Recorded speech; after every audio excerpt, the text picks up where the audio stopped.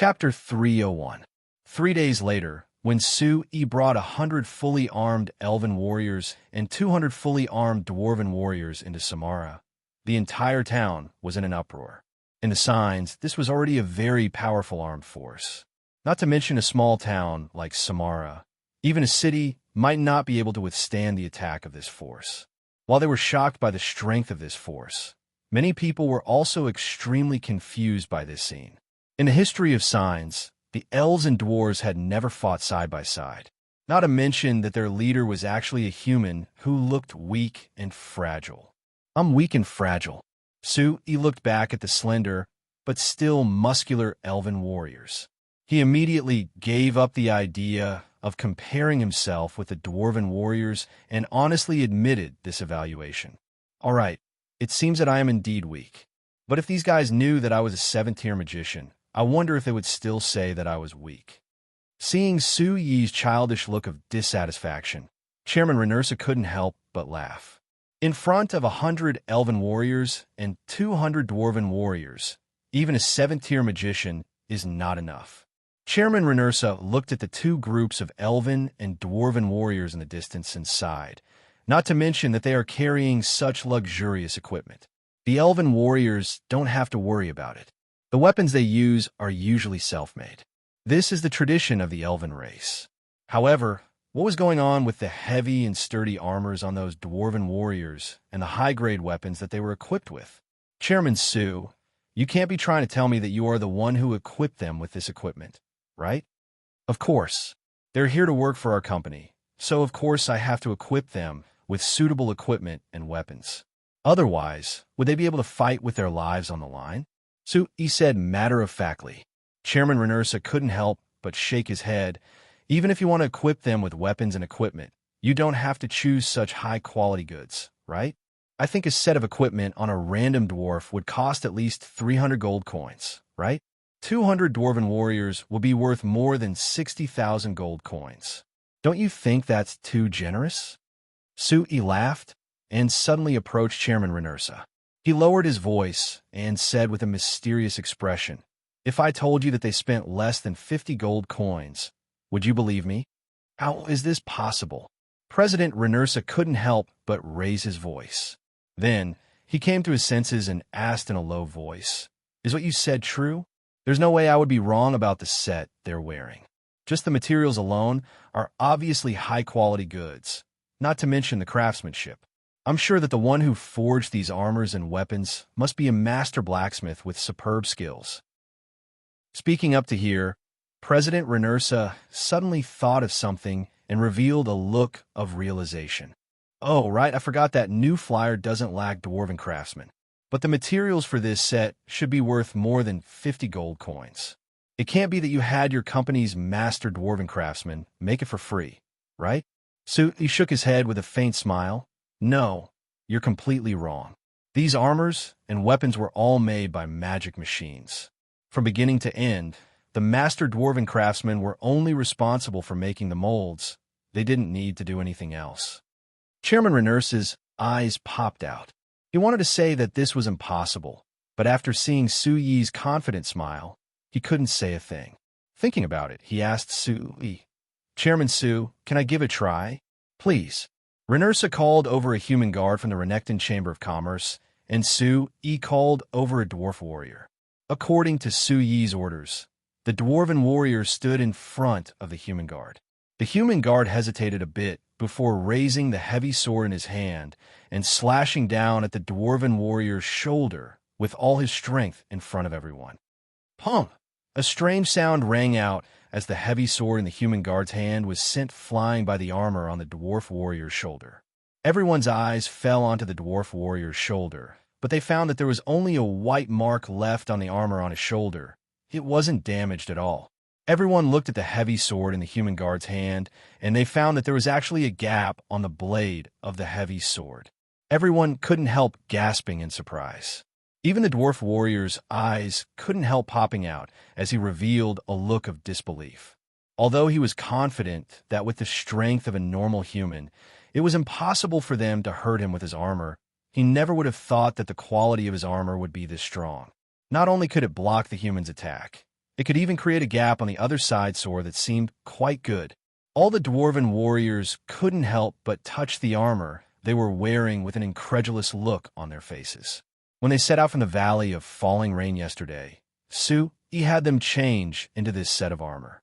At that time, they felt that this set of armor was a bit light and was sure to be of poor quality. They even complained that he was a bit too stingy this time. Who would have thought that this set of armor would show such a strong quality? It really surprised them. Only he wasn't surprised by this result at all. These armors were made from the latest type of alloy steel developed by Patriarch Saluka and the other dwarves. Not only were they extremely resistant to attacks, they were also light and wear-resistant. They were very suitable to be made into armor. He originally planned to sell this alloy steel to the military and let them make a new generation of armor. Later, he considered that the guards might recruit some dwarven warriors. So he had Patriarch Saluka and Patriarch Monto forge a batch of armor according to the dwarf physique. It just so happened that they could use it now. As for the weapons in the hands of these dwarven warriors, it was even easier. Before the military's munitions factory was established, New Flyer had taken on the task of producing 50,000 sets of armor and weapons. Now, it was easy to produce a few hundred sets.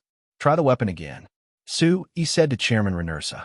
Chairman Renersa nodded, but he didn't let the human guard take a heavy blow like the dwarven warrior.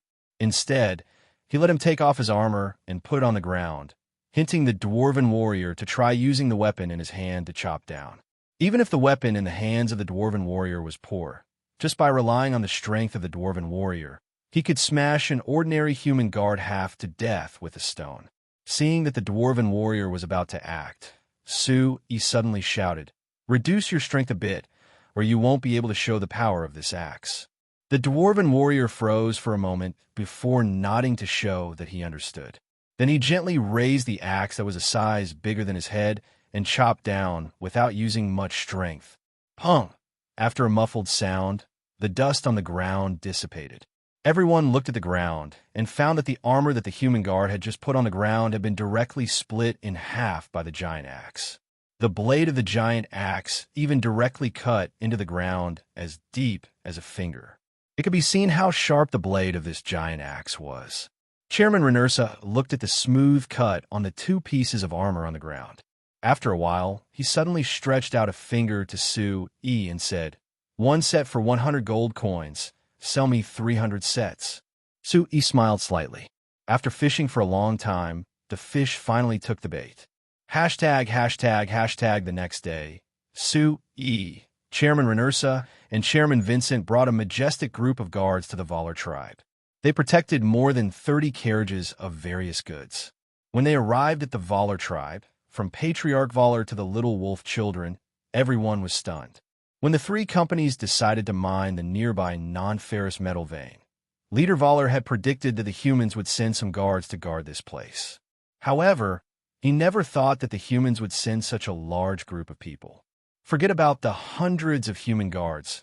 Why were there 100 elven warriors and 200 dwarven warriors in this guard formation? Since when did the elves and dwarves join hands with the humans?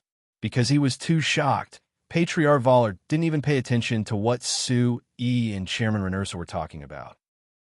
He was only stupefied as he handed over the goods with the 2 of them.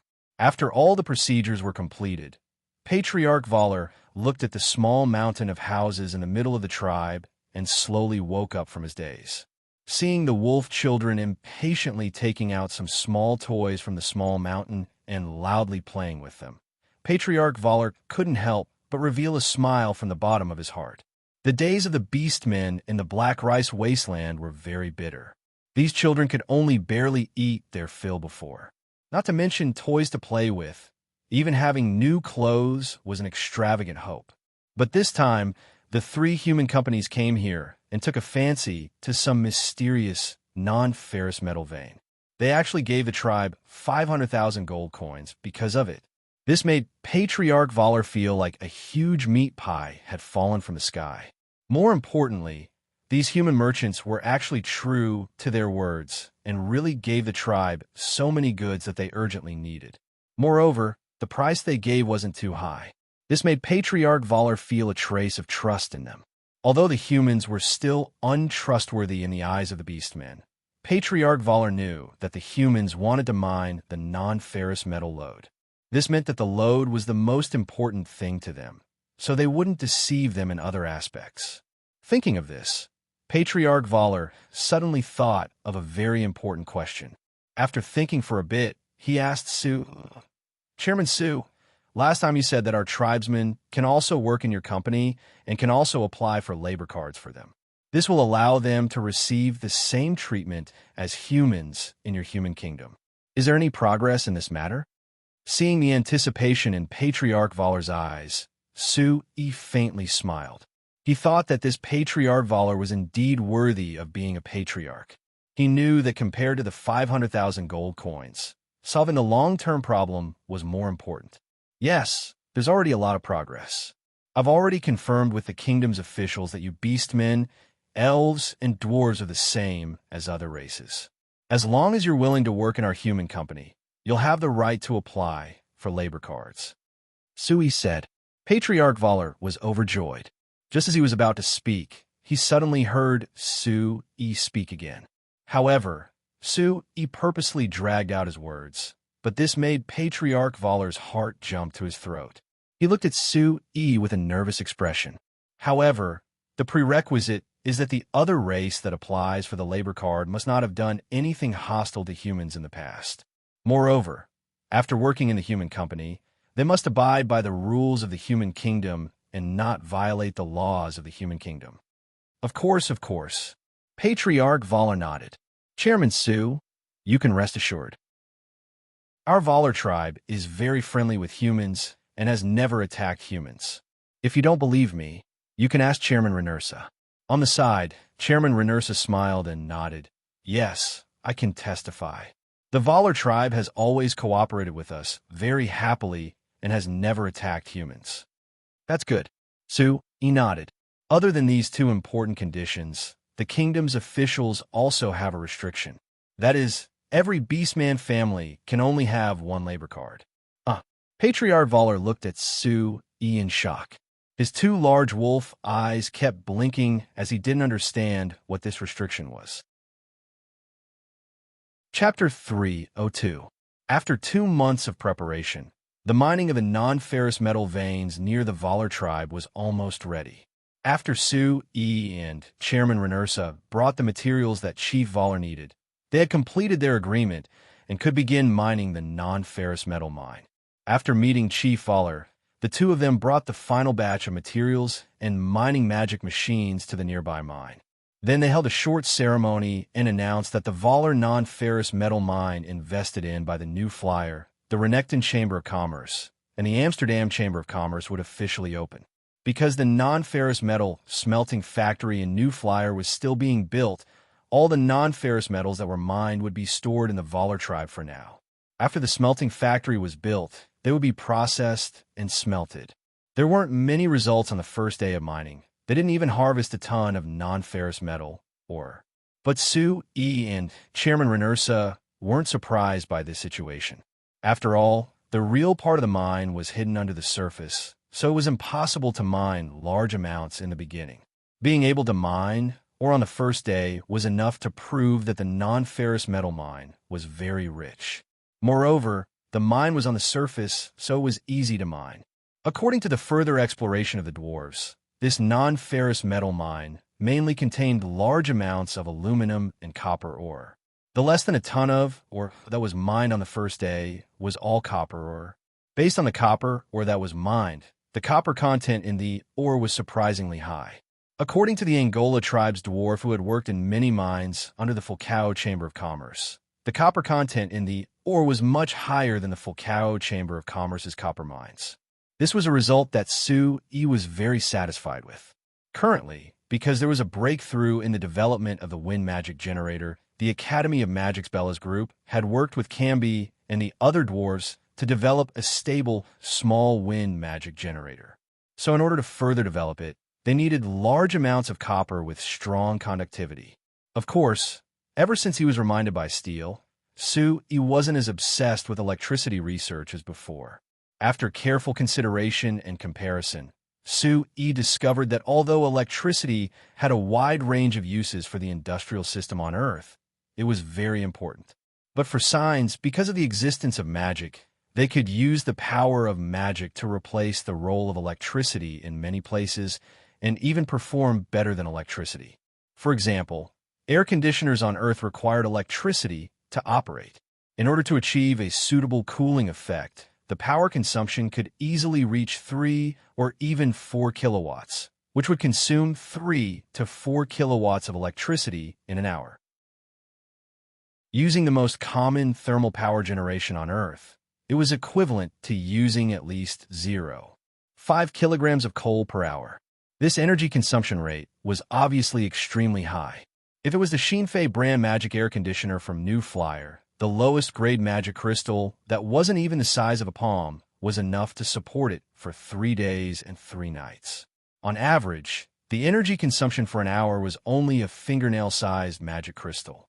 Connecting this energy consumption with the fact that there were magic crystal mines all over the Signs continent, and the magic crystal content was incomparably rich, one could easily see that in this world, the magic air conditioner was more suitable than the electric air conditioners on Earth. The more important thing was that consuming magic crystals wouldn't cause any pollution, which was much better than thermal power generation. So although Su-E still attached importance to electricity research, he didn't place too much importance on it. For him, electricity was just a supplement to his magic machine research. Because magic couldn't solve all problems when it was needed, electricity could still be used. Other than the copper ores, Su-E also attached importance to the aluminum ores in this non-ferrous metal vein. Aluminum had a wide range of uses in the industrial system, and various aluminum alloys could be seen all over Earth. Although it wasn't used as much as iron, in many places, the use of aluminum and aluminum alloys couldn't be replaced by iron. For example, in the heavy industries of aviation, construction, and automobiles, the special properties of aluminum and aluminum alloys played an important role. Although New Flyer had already developed many special alloys, they were limited by the properties of iron. No matter how they developed it, there were some special properties that they couldn't develop. Now that they had this non-ferrous metal vein, Chief Saluka and his dwarves would have a lot of room to develop in the future. In the future, the magic machines that the Xinfei Chamber of Commerce could make would become more varied. Su-E was observing the quality of the ores being mined from the side, while Chairman Renersa was observing the work of the workers in charge of mining the ores. After reaching an agreement with Chief Voller had sent 10 clansmen to work in the mine today. He said that he wanted his clansmen to give it a try, letting Su-E and Chairman Renersa see if their clansmen were suitable for this work. Through his observations, Chairman Renersa found that although these werewolves were a bit clumsy, because this was their first time coming in contact with the mining magic machines, their overall efficiency couldn't compare to human workers. But because the werewolves had outstanding physiques and were stronger than humans, they were more flexible. As long as they didn't need to operate the mining magic machines, their efficiency would be higher than human workers. After observing for a while, Chairman Renersa couldn't help saying to Su-E, who was still observing the ores, "I've suddenly found that your idea of hiring these beastmen workers isn't bad." "Oh." Su-E looked at him in surprise. Although Chairman Renersa didn't oppose this idea before, he never agreed to it. "What? Did you see something?" "Okay." Chairman Renersa nodded. "I can see that these beastmen really have good physiques. Although they're a bit clumsy, they are very suited for doing work that requires physical strength. The mine is a place where there are many jobs that require physical strength, so these beastmen could do it faster than us human workers. So to say, any race has their advantages, and it's fine as long as they use their advantages." Su-E revealed a faint smile. "Moreover, you've forgotten the most important thing. The wage of hiring these werewolves is much lower than hiring human workers." Chairman Renersa couldn't help giving a bitter laugh. Su-E was right, because this non-ferrous metal mine was located on the Black Rice Wasteland, which was the territory of the Beastmen. When the 3 companies hired human workers, they could only give them a high enough wage to attract them. In the end, the average monthly wage of the human workers working in a mine was actually over 30 gold coins. This far surpassed the average wage of Banda City. Moreover, because it was far from Banda City, it wasn't convenient for the human workers to get supplies. Calculating it all, just to guarantee the normal living needs of these human workers, each person would have to spend close to 10 gold coins a month. This meant that for each human worker in the mine, they would have to spend over 40 gold coins a month on them. This was double the cost of all the workers in Banda City. There were a total of 200 human workers in the mine. So for each of them, the 3 companies would have to spend close to 10,000 gold coins a month. Compared to this, according to the conversation between Sue-E and Chairman Renursa with Chief Voller, when Sue-E said that he would give each werewolf worker a wage of 5 gold coins a month, Chief Voller's eyes lit up, and he revealed a pleasantly surprised expression. Moreover, the werewolf tribe was beside the mine, so they didn't have any living costs. Compared to this, for workers in the mine, a single human worker could cost as much as 8 werewolf workers. The difference was just too large. It seems that your idea of hiring Beastman workers was correct. Chairman Renursa sighed. Chairman Renursa said with a sigh, if it wasn't for the fact that Beastmen are dumb and it's hard for them to control the magic machines, I feel that this mine wouldn't need human workers at all. No, that definitely won't do. Sue-E shook his head. Sue-E shook his head. The majority of this mine has to be humans. We can hire Beastmen workers, but most of them have to be humans. Otherwise, if they all become Beastmen workers, it's very likely that they will break free from our control. Yes, your concern is correct. Chairman Renursa nodded in agreement. Chairman Renursa nodded. Beastmen are mostly unruly, and their beastly nature is hard to get rid of. If this place is filled with beastmen, they might want to take it for themselves. After pausing, Chairman Renursa asked, right, you said to Chief Voller that each Beastman family could only get a single work permit. Was it because of this? That's only a part. Sue-E laughed. Chairman Renursa said with a smile, the real goal is that with this restriction, we can let these Beastmen families worry about their family members working in our human factories, so they won't dare have any bad ideas towards us humans.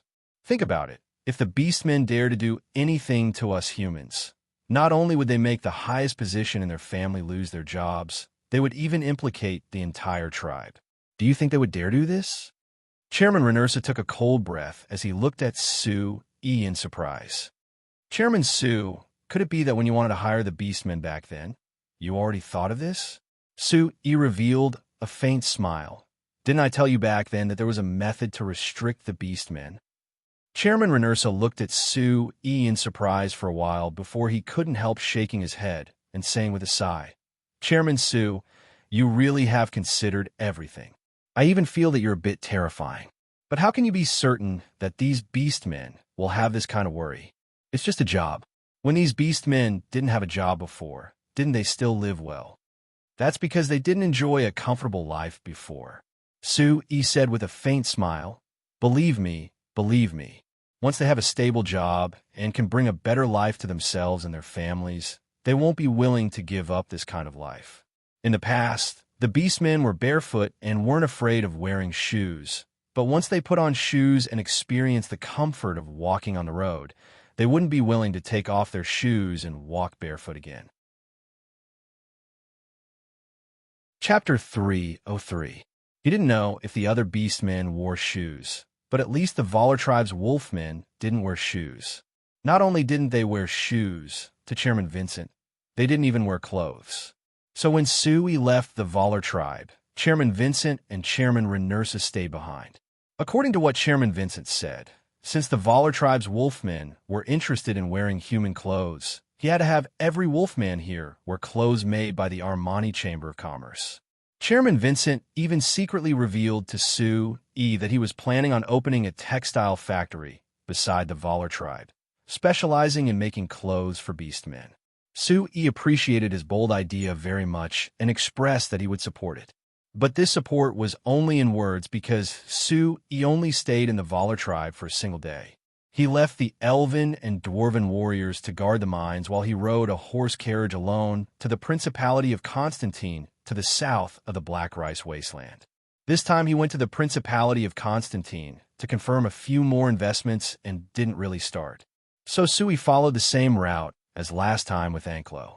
First he met with Headwine and confirmed that he would invest in a canned fruit factory and a rubber processing factory near Wine City. Then he signed a contract with Duke Stantine, officially giving the rights to the 3 mines to the new flyer. As for when to build the factory and mine the 3 mines, he was planning to wait until the canned fruit factory in Bana City's Kora village and the Valar tribe's mines began operations. He would start after he had gained enough experience. So this time Suyi's trip was a few days shorter than last time. In just a week, he left the Principality of Constantine again. Compared to when he entered the Principality of Constantine, he had 2 more contracts and 430,000 gold coins less. Why did he only pay 300,000 gold coins in advance? But he was short of 400,000 gold coins in banknotes. It was very clear that the extra 130,000 gold coins was to deal with the greed of Duke Stantine and his ministers, as well as Headwine. After experiencing the greed of those fellows in the Principality of Constantine again, Sui returned to Banta City. He felt that the air in Banta City was much fresher compared to the Principality of Constantine. What made him even happier was that after he returned to Banta City, Agnes finally came back. Last time when he came back from the Principality of Constantine, Sui had Agnes bring the 3 Moon Shadow tribe female elves to the Night Song tribe to see Elder Alucia. But without knowing why, after 2 months, Agnes and the 3 Moon Shadow tribe female elves never came to Bana City to find Sui. When Sui went to the Night Song tribe to see Elder Alucia a few days ago, he had mentioned this matter to her. Elder Alucia said that there was no need to rush. The 3 Moon Shadow tribe female elves were still learning about the situation in the Night Song tribe. Now that Agnes was finally back, Sui naturally had to ask her what was going on. Why had they stayed in the Night Song tribe for 2 months without making any moves? It's only been 2 months. Agnes' eyes opened wide as she looked at Sui with a confused look. Chairman, in this short period of time, they definitely can't understand how our Night Song tribe cooperated with the company. They still can't understand in 2 months? Sui was a bit surprised. Your Night Song tribe cooperating with us is a simple matter. It should have been understood in just a few days, so why did they take so long? The efficiency of those 3 fellows wouldn't be this low, right? Agnes looked at Sui in surprise. Chairman, 2 months isn't long, right? We elves don't have short lives like you humans, so we don't place as much importance on time as you do. Seeing Agnes' natural expression, Sui was speechless. Thinking about it, he could only helplessly admit that Agnes was telling the truth. The elves had a lifespan of at least 500 years, and some could even live for over 1,000 years. The humans of the signs only had a lifespan of several dozen years. To the elves, 2 months was the same as a week for humans, so of course it wasn't considered long. The long lifespan of the elves made them very calm, so they didn't pursue high efficiency like humans. Not to mention that the 3 female elves came from the Moon Shadow tribe, and the Moon Shadow tribe was in the Principality of Constantine, so they might have been infected with the same laziness as the humans of the Principality of Constantine. Thinking of this, it wasn't strange that the 3 female elves hadn't finished investigating the Night Song tribe in 2 months. To be honest, Elder Alucia's actions and words were very different from the traditional elves. Not only did she actively contact a human like Sui, she was very decisive in everything she did and was very efficient. For example, when Sui saw her last time, he mentioned that Chairman Vincent wanted to recruit some elves. In just 10 days, she had sent 5 elves from the Night Song tribe to Bana City with Agnes. Sui's eyes turned to the 5 elves behind Agnes. He found that the 3 female and 2 male elves were very outstanding among the elves who had good figures, especially the 3 female elves whose figures were even more outstanding than Agnes. Their figures were almost perfect and adding in the mysterious elegance of the elves, just by wearing the simple leather clothes made by the Night Song tribe, and standing there. People couldn't help looking at them. As for the 2 male elves, even with Sui's male eyes, he had to admit that whether it was their figures or looks, they were very outstanding. Just based on appearance, any one of them could easily kill all the handsome human men in Bana City.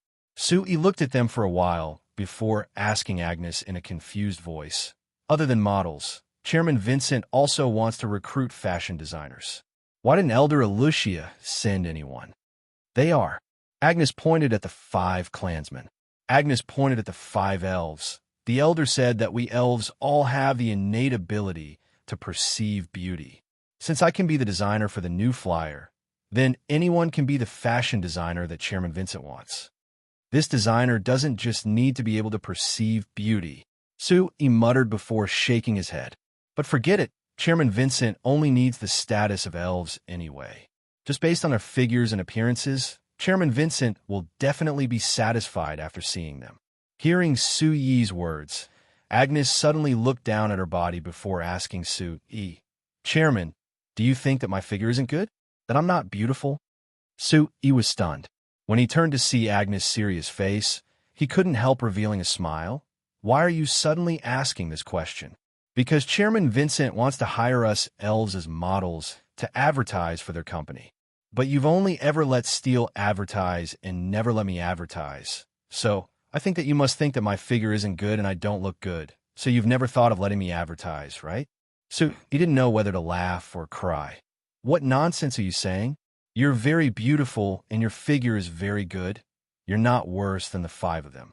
The reason I don't want you to advertise is because there's no need. What I care about is your talent in design, not your figure or appearance. Do you understand?" "Oh," Agnes nodded, but it seemed like she still didn't fully understand.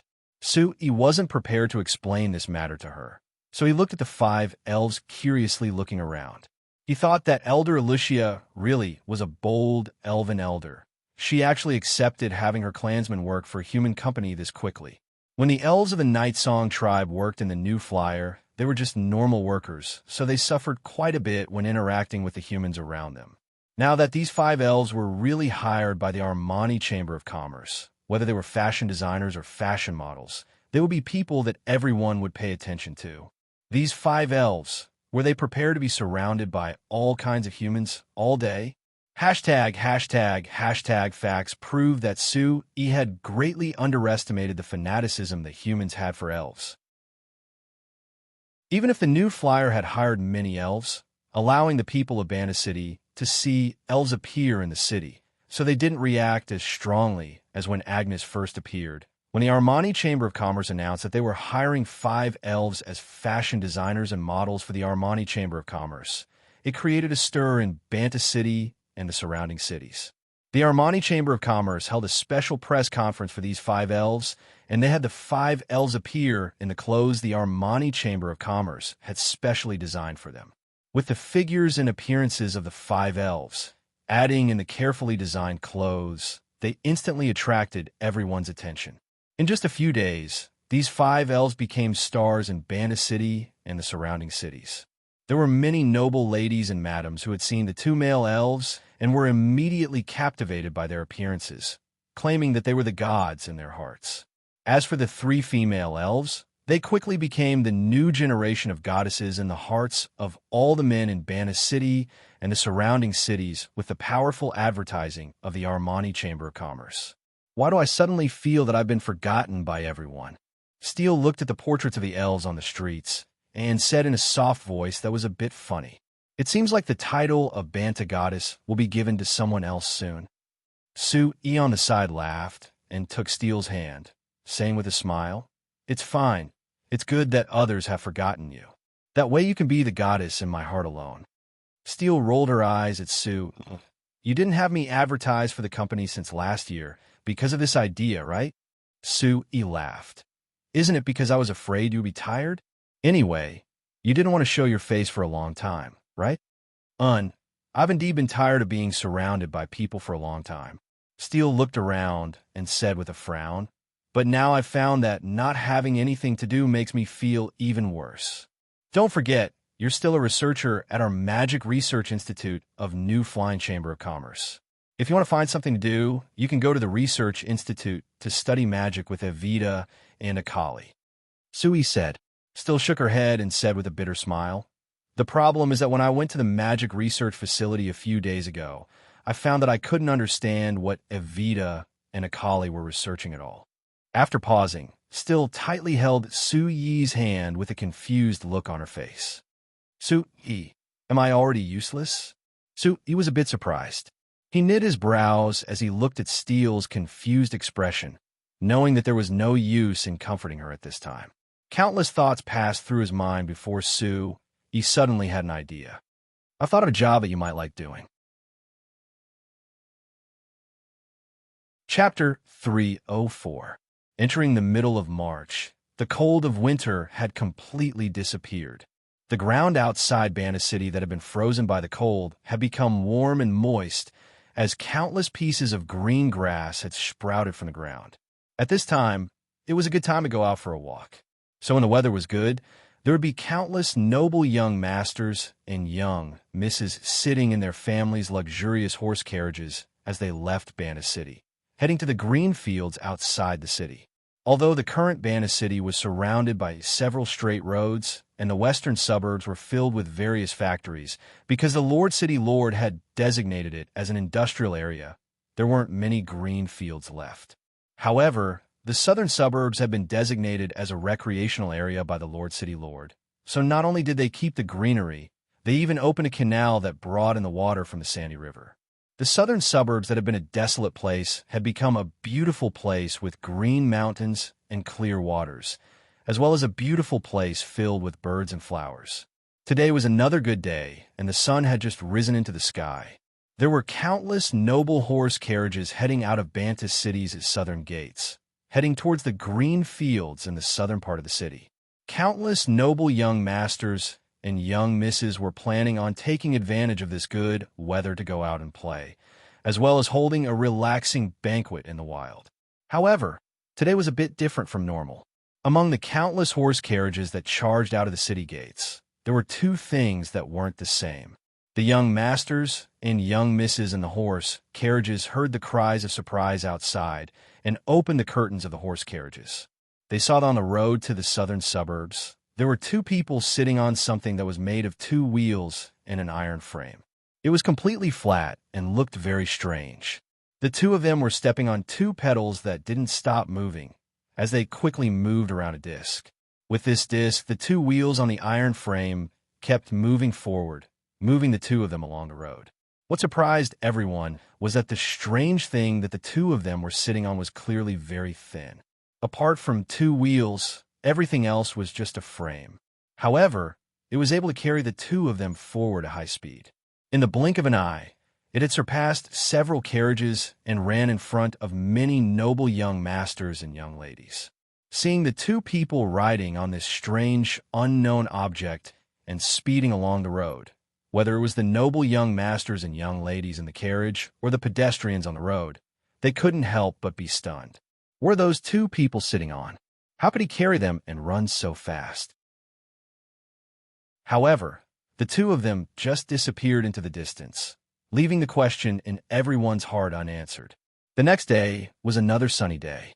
As usual, countless carriages drove out of the city gates and rushed out of the city. But at the same time, at 9 o'clock in the morning, the two strange-looking things once again rushed out of the city gate with two people on them. Once again, they overtook countless carriages and disappeared at the end of the road. The doubts in people's hearts deepened. On the third day, it was sunny again. The same thing happened again. The fourth day, the fifth day, for an entire week, every day was a rare sunny day. Every day, countless noble young masters and young ladies wanted to go out for an outing. But every day, those two strange things would carry two people out of the city gate and quickly disappear from everyone's sight. After 7 days of accumulation, this mysterious strange thing had spread through Banta City and aroused the curiosity in everyone's hearts. There were some busybodies who had been waiting outside the southern gate for the next few days and had drawn up the appearance of those two strange things. After analyzing it, everyone found that the principle behind these two strange things was actually very simple. They were just two flat tires on the ground, and there was an iron frame on top of them to support them. There were two gears connected to each other to drive them, and finally the people on top of them used their feet to move them. However, the principle seemed very simple, but these two strange things could actually move this fast with people moving them, which really was a bit unbelievable. In the beginning, people didn't know what these things were or where they came from, but there were some careful people who guessed a bit from the two tires. Tires were something that only the Frestec Chamber of Commerce produced, adding in the fact that the Frestec Chamber of Commerce could produce all kinds of strange things. These two strange things were most likely the Frestec Chamber of Commerce's newly developed magic machines. All the doubts and guesses were finally answered on the 8th day. On the morning of the 8th day, the new Banta Times finally revealed the mystery. People's guesses weren't wrong. These two strange things were indeed newly developed products from New Flyer. But it was different from what people imagined. This thing was not related to magic at all. This thing called a bicycle was a human-powered machine that was completely powered by human power and didn't contain any magic.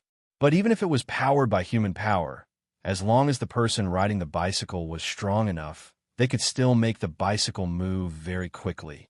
According to the news the Banta Times received, it was said that when New Flyer was testing the bicycle, they could set off from Banta City in the morning and arrive at the falling rain valley before noon. It had to be known that the falling rain valley was 60 kilometers away from Banta City, so it would take 3 hours to make a trip with the best horse carriages. The speed of these bicycles wasn't that much slower than the best horse carriages. Seeing the report in the Banta Times, people instantly boiled over. With such a good thing, it would be much more convenient for them to travel in the future. Although horse carriages were good, raising horses was not something a normal family could afford. Although Banta City's public transport system was gradually being established, allowing people to go to most places by horse carriage, it cost money to ride a horse carriage. Not to mention that there were many places that horse carriages couldn't go. Compared to this simple and light bicycle, horse carriages were without a doubt much more cumbersome. So after confirming that this bicycle was a product of the Frestec Chamber of Commerce, the gate of the Frestec Chamber of Commerce's service center in the city was filled with countless people. Countless people immediately came to ask when this bicycle would be sold, and everyone couldn't wait to buy one. It seems like I don't need to worry about the sales of this bicycle. He laughed and put down the Banta Times in his hand. He turned to look at the wind magic engine in the magic machine development workshop, quickly turning the bicycle's tires. Strictly speaking, this bicycle was something that developed to develop the wind magic engine. Although the bicycle was not a very important commercial product in the light industrial system, the bicycle product contained a lot of extremely important engineering technology. For example, the power structure, the bearing drive, the gear casting, and many other kinds of technologies that could be used in the production of the bicycle. Had Camby and the others develop the bicycle. Other than adding a new product to the New Flyer, it was also to let Camby and the others gain more experience and theoretical knowledge in the development process. This was very different from Earth. Mechanical engineers on Earth would first learn theoretical knowledge and then begin practical production. As for the mechanical engineers represented by Camby in the New Flyer, they first experimented with production under Su Yi's guidance before learning theoretical knowledge. This was something that couldn't be helped. Su Yi wanted to speed up the development of the industrial system, so he could only force his theoretical knowledge into them. It was a good thing that Camby and the other dwarves were very talented in this aspect. Su Yi only needed to mention a bit, and they could deeply understand it, even being able to draw inferences from it. Through developing the bicycle, Camby and the others had already become mechanical engineers with a deep understanding of the power theory. The next step was for Su Yi to have them combine the wind magic engine that they had already developed with the bicycle. If they could make a magic bicycle with the wind magic engine as the driving force, it meant that the development of the magic engine could be put into practice. The experiment that Camby and the others were doing right now was to test the stability of the wind magic engine's output and the strength of the bearings. This test had already been going on for 10 days, but the results were something that Su Yi wasn't satisfied with. First, the output of the wind magic engine couldn't be maintained, but it would often stop without any warning. Moreover, the output would sometimes be fast and sometimes slow. After Sue, E, and the other researchers from the Academy of Magic had carefully examined it, they found that this was because the wind magic array inside the engine was spinning at a high speed, causing the airflow inside the engine to become chaotic. This affected the magic array to a certain extent, which affected the output. If this effect accumulated to a certain degree, the magic array would temporarily lose its effect and the engine would lose its driving force. There was another important problem, which was the problem of the materials. The bicycle's gears and bearings weren't that big of a problem at low speeds, but if it was maintained at high speeds for a long time, the wear and tear would greatly increase. According to the estimates, if the wind magic engine was maintained at its highest speed, whether it was the bicycle's bearings or the engine's bearings, they would wear out in less than 10 hours and might even break. This was something that Sue E couldn't do anything about for now. This was because this was a problem of the materials, and the problem of the materials was the hardest problem to solve in the industrial system. Although the Chinese Empire on Earth had a complete industrial system, they had always been behind in terms of materials technology. Sue E was a mechanical engineer of the Chinese Empire, so he wasn't that good at materials. Adding in the restrictions of the country, he couldn't grasp the most advanced materials technology. For this problem, he could only place his hopes in the material research facility led by Chief Saluka. Before this, the material research facility led by Chief Saluka had already given Sue E many pleasant surprises. Now that Sue E had given this problem to him, when the non-ferrous metal veins on the Black Rice Wasteland were extracted, he believed that Chief Saluka would give Sue E a satisfactory answer. Before this, he could only patiently wait. Even if Sue E was anxious to develop the engine, he couldn't be careless at all when it came to mechanical technology. As a genius mechanical engineer from Earth, Sue E was aware of this and had the patience to do so. Chapter 305. Of course, it was impossible for life to always be smooth, and it was impossible for there to always be setbacks. Although there was a bottleneck in the development of the engine, the bicycle that came with the engine gave Sue E a pleasant surprise with its shocking sales that far surpassed his expectations. After 7 days of advertisements in the Banner Times, when Kennard held another product announcement for the new flyer and announced that the bicycles would be on sale, in just the first day, the new flyer received orders for 50,000 bicycles. After a week, this number became 100,000. Sue E thought that the bicycle was incompatible with the Western fantasy world of signs with magic, elves, and dwarves, so it wouldn't be popular even if it was released, but he never thought that the sales would be this terrifying. It had to be known, because the cost of the bicycle wasn't low, the price of the bicycle wasn't low for the new flyer. This was the first time the new flyer had separated the models of their products. The first batch of bicycles was divided into men's bicycles and women's bicycles. The men's bicycles were priced at 8 gold coins, and the women's bicycles were priced at 6 gold coins. This price, even for the citizens of Banda City who had increased their income, it was still very expensive. This was because buying a bicycle would consume half a month of their salary. Not to mention that the income of the citizens of other cities couldn't compare to Banda City's. However, when the bicycles were released, whether it was the citizens of Banda City or the surrounding cities, they all rushed over the bicycles and even wildly fought over them.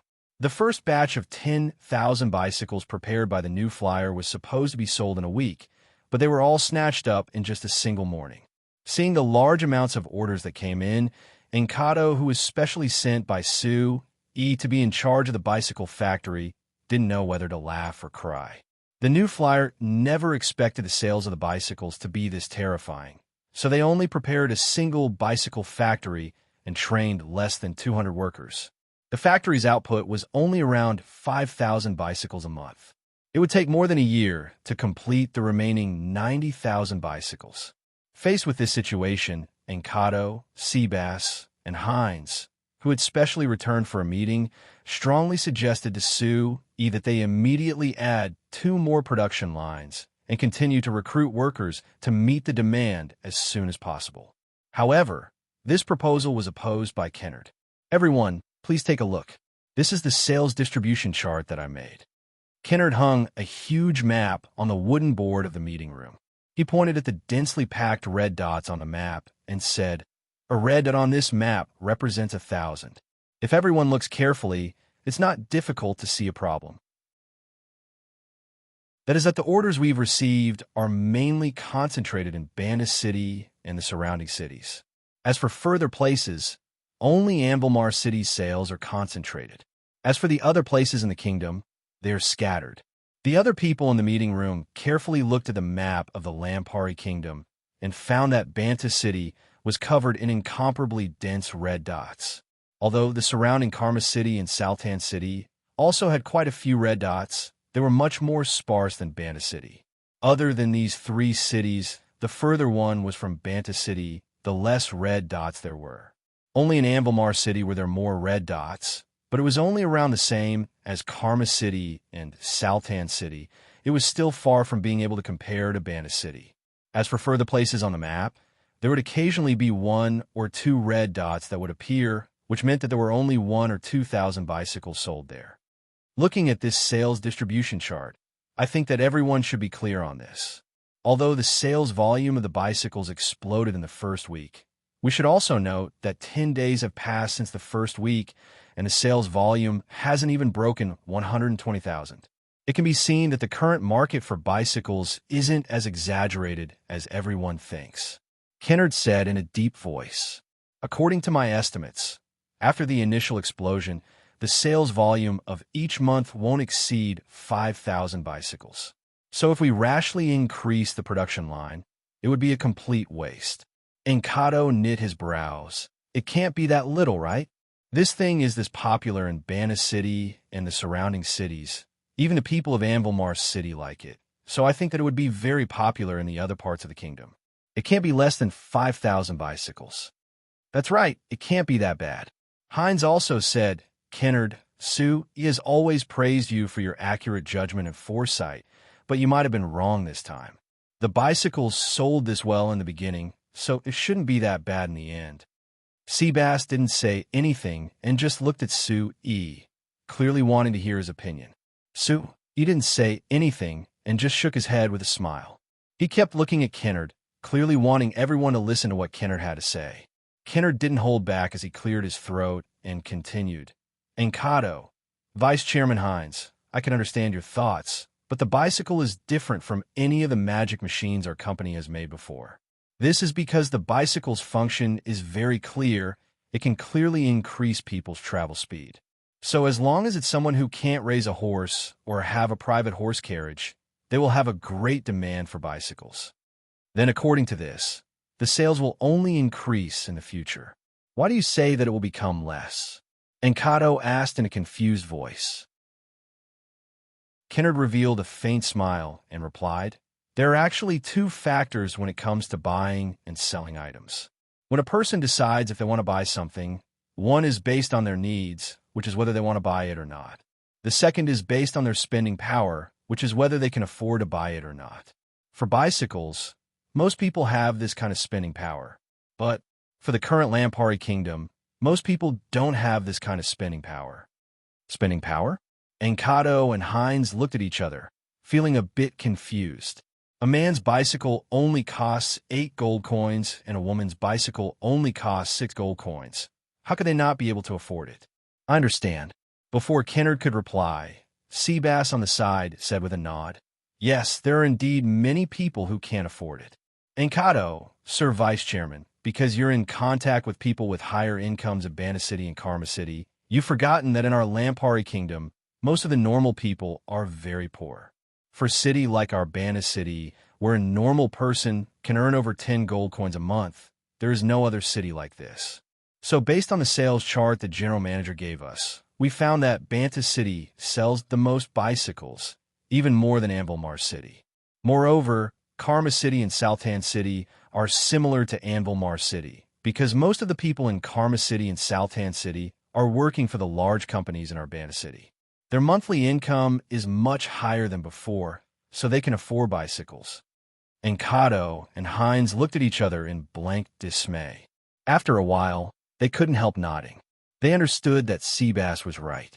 To put it bluntly, Most of the Lampari kingdom was very poor. There were many places where people couldn't even fill their stomachs. So how could they have the money to buy a bicycle that cost several gold coins? Even Banta City was like this a few years ago. Thinking about it, if the bicycle was introduced 3 years ago, even a small store owner like Heinz wouldn't earn more than 100 gold coins a year. So how could he be willing to buy a bicycle? After thinking this through, the two of them felt that it was a bit unbelievable. According to the situation on this sales chart, didn't this mean that the people of Banta City were even richer than Anvil Mars City? How is this possible? Anvil Mars City was the capital city of the Lampari kingdom. There's no need to doubt it. This is the truth. Seeing the shocked looks on the two's faces, Sui said with a faint smile, Banta City doesn't have as many large nobles and merchants as Anvil Mars City. But if we're talking about the income of normal people, it does indeed surpass Anvil Mars City.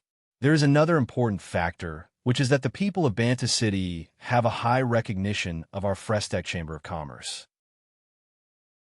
As long as it is a product of our Frestec Chamber of Commerce, the people of Banta City have a 100% trust in it. As long as they know the function of the bicycle, they will immediately buy it. As for the people of the other cities, they have to wait and see. Sir Chairman is right. Kennard said, if we advertise well enough, I believe that the sales of bicycles will increase. But it shouldn't reach the point where we need to add 2 more production lines. So I think it's better to postpone this suggestion for now. Encato and Heinz looked at each other before nodding. I agree. Seabass also said. Kennard and the others looked at Sui. Sui said with a faint smile, this kind of business decision, we'll listen to the general manager. I won't interfere. Heinz looked at Sui with a strange gaze, but he didn't say anything. After the meeting was over, Heinz immediately found Sui alone and asked with knitted brows with a worried look, Sui, are you really planning on giving the company to Kennard to manage? Why not? Sui asked back with a smile. I believe that you're very clear on Kennard's abilities. Do you think that he can't do it? I'm not doubting his abilities. It's just that he's still a member of the Emma family. Heinz sighed. He'll return to the Emma family sooner or later. If we let him take control of our company, I'm afraid that it'll be detrimental to the company. You're thinking too much. Sui patted Heinz's shoulder and motioned for him to sit down. First of all, I trust Kennard's character very much. After working with him for so long, I know that he's a very idealistic person, and our company can fulfill his dreams. That's why he's expressed to me many times that he'll continue working in our company and doesn't want to return to the Emma family. I'm afraid that's not something he can decide, Heinz said with a frown. So what if he eventually returns to the Emma family? Sui still had a relaxed expression. He's only the general manager. He doesn't have any shares in our company, so he can only be in charge of management and can't interfere in other aspects. Besides, it's very difficult to find a replacement for such an outstanding general manager. And even if you find someone to replace him, how can you guarantee that the replacement won't leave? Heinz thought about it and found that this was indeed a very unsolvable problem. The current New Flyer was no longer the small company it used to be. With the expansion of its scale, there were many things that needed to be dealt with. If he wanted Sui to be responsible for everything like before, even cutting him in half wouldn't be enough. Heinz was also very clear that his own abilities were limited and couldn't help Sui in this aspect. After thinking for a long time, Heinz could only sigh and helplessly say, all right, that's all we can do for now. But we should try to find more suitable people to help you in the future, so that if Kennard suddenly leaves, the company won't fall into chaos. Sui immediately smiled with relief. You finally understand, Heinz. The company can't rely on me to solve all the problems. Only by getting more and more people to participate in the management can we solve the problem. Let me show you something. Heinz took a document that looked like a proposal from Sui and looked at it carefully. There was a large row of words on the title of the document. New Flyer Reorganization Plan. Chapter 306. It was time for the annual spring harvest again. Even with the help of the various agricultural magic machines, Banta City's spring harvest efficiency had increased by countless times, but the spring harvest that all the signs countries placed importance on was still very important to Banta City. Count Samo had already given orders to the large companies in the city that when it was time to harvest and plant, no matter what company it was, they would all have a week off. They would let their workers go home to help with the harvest and planting. So when it was time for the spring farming season, Banta City suddenly became quiet. Sue, E, and Steele slowly rode their bicycle through the streets of Banta City. Feeling the cold and cheerless surroundings, they couldn't adapt for a while. It really is strange. Banta City was clearly much more peaceful 2 years ago, but why am I not used to it now? Steele looked at the clothes shops on both sides of the street and said with slightly knit brows. Sui laughed. Of course, you're already used to Banta City being lively over the past 2 years, so of course you wouldn't be used to it suddenly becoming this cold and cheerless. Based on this, Steele, you're someone who is used to living in the city. Since it's like this, why did you come back to Banta City from Anvil Mars City? There's no other way. Mom and Dad aren't home, and only Grandfather is in Banta City. I grew up with Grandfather since I was young. I was afraid that he would be too lonely in Banta City, so I came back to accompany him. Steele replied, while looking up at the sky above Banta City. From here, she could vaguely see the magic tower not far away.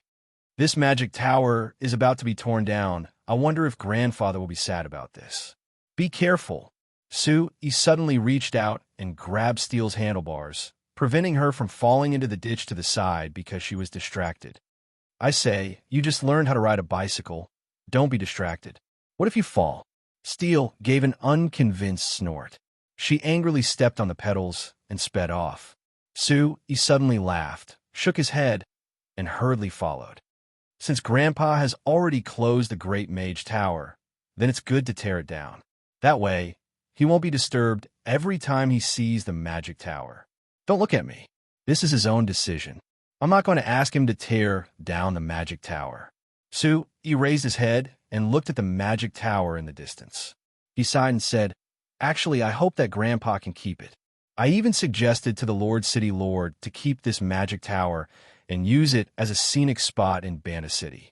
When people from other places come to Banta City, they can come and take a look. Grandpa isn't dead yet, Steele scolded. She turned the car around and drove directly in the direction of the Archmage Tower. Riding a bicycle was naturally much faster than walking. A few minutes later, the two of them arrived in front of the Archmage Tower. However, they saw a familiar figure at the bottom of the tower. Grandpa. Steele flew off the bicycle and threw herself into Great Magician Camilla's embrace. Sue quickly reached out to grab Steele's bicycle. Then he also got off to put away their bicycles and quickly walked over. He said to Great Magician Camilla with a smile, Your Excellency, Great Magician, you. Great Magician Camilla glared at Sue. What are you called? You're getting married to Steele next month, and you're still calling me Your Excellency? Hey, I'm used to it. Sue, he revealed a smile and quickly changed his words. Grandpa, why are you also here? Are you here to take one last look? Pretty much. Great Magician Camilla looked up at the 20-meter-tall Great Magician Tower and said with a sigh, This Great Magician Tower was built the year I became a Great Magician, and it's been close to 20 years now. I've spent most of the 20 years after becoming a Great Magician here, so now that it's being torn down, I really am a bit unwilling.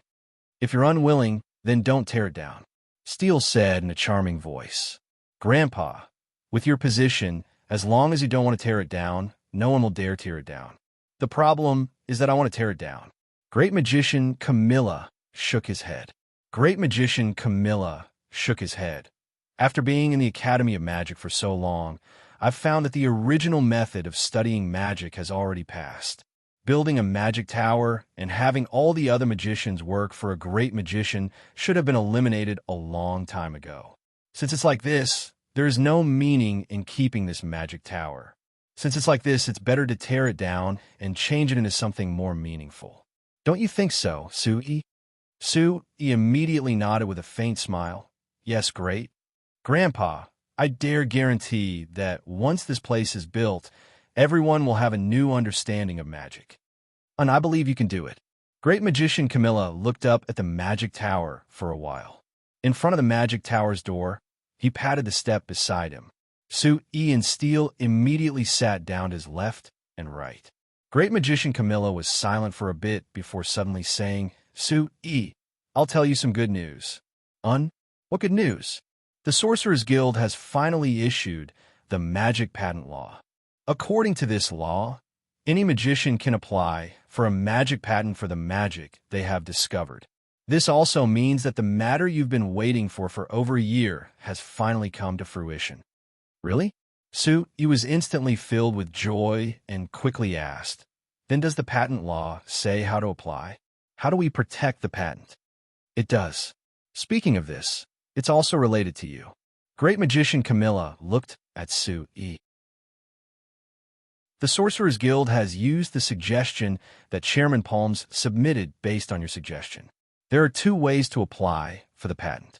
One is to ask the guild to rate the patent and pay the fee based on a rating. Then the guild will give different levels of protection based on the rating. Two ways? The second way wouldn't be to pay the fee themselves, right? Su-Yi asked in a surprised voice. That's right. The second way is to pay the fee based on the magician's wishes. It doesn't matter how much you pay, the Sorcerer's Guild will also rate the fee and give different levels of protection. Great Magician Camilla replied with a nod. Humph, these fellows from the Sorcerer's Guild are quite sly. Steele on the side gave a soft snort. Su-Yi mentioned two methods, and they actually used them both. Grandfather, they used Su-Yi's suggestion, but didn't they say anything about giving Su-Yi a reward? What reward? Great Magician Camilla glared at Steele. Being accepted by the Sorcerer's Guild is Su-Yi's honor. It's good that he's happy. What reward is there? Su-Yi revealed a faint smile. There's no need for rewards. The Sorcerer's Guild being able to pass this patent is already the biggest reward for me. Like this, there are many things in our company's Academy of Magic that can be patented, which is much more convenient than now. Great Magician Camilla took a deep look at Su-Yi before slowly shaking his head and saying in a deep voice, Those normal things can be patented, but the most important things shouldn't be taken out. Su-Yi was stunned. Seeing the serious look on Great Magician Camilla's face, his heart skipped a beat, and he gave a slight nod. 3 days later, Great Magician Camilla's magic tower that had stood in Banta City for 20 years was personally blown to pieces by Great Magician Camilla in front of countless Banta City citizens. Seeing the 20-meter-tall Great Magician's magic tower collapse, the Banta City citizens all felt a bit emotional and unwilling. The Lampari Kingdom only had 5 great magicians, and one of them was in this small Banta City. The Banta City citizens had always treated this as the glory of Banta City. When they faced the citizens of Karma City and Sultan City, they always felt a strange sense of superiority. Every time they looked up at Great Magician Camilla's magic tower, they would feel very assured. This was because for ordinary people, having a great magician overseeing the city they lived in would always make them feel safe. Now that the Great Magician's magic tower had been torn down, although Great Magician Camilla didn't leave Banta City, people felt like something was missing in their hearts. Actually, when it came to Great Magician Camilla's decision, Count Samo had opposed it and tried to dissuade him. According to his thoughts, even if this Great Magician's magic tower didn't have a great magician, it could still be a symbol. But Great Magician Camilla insisted on tearing it down. He said that he would build a completely different style from the Great Magician's magic tower, but it would also be filled with magic elements. Count Samo couldn't dissuade Great Magician Camilla, so he could only have the Banta Times publicize this matter. While remembering the history of the Great Magician's magic tower in Banta City, they were also looking forward to the new building filled with magic elements that Great Magician Camilla mentioned. With the deliberate publicity of the Banta Times, everyone in Banta City was filled with curiosity and anticipation towards this new building. 2 days after Great Magician Camilla's magic tower was torn down, a construction team from the Amsterdam Chamber of Commerce came to the ruins. They built a wall around this place, and there was only a giant sign outside. There was a clear line of words written on the sign. New Flyers, new concept modern magic house. In 3 months, please look forward to it. Seeing the words on the sign, all the curious Bana City citizens were confused. New concept modern magic house. What was this thing? Moreover, why was this thing related to the new flyer? Chapter 307. Because of the spread of the agricultural magic machines, Banta City's spring harvest ended very quickly this year. In less than a week, all the farmland in Banta City had been harvested. According to the stats of the City Lord Manor, after Banta City's spring harvest this year, the total wheat yield was 630,000 tons.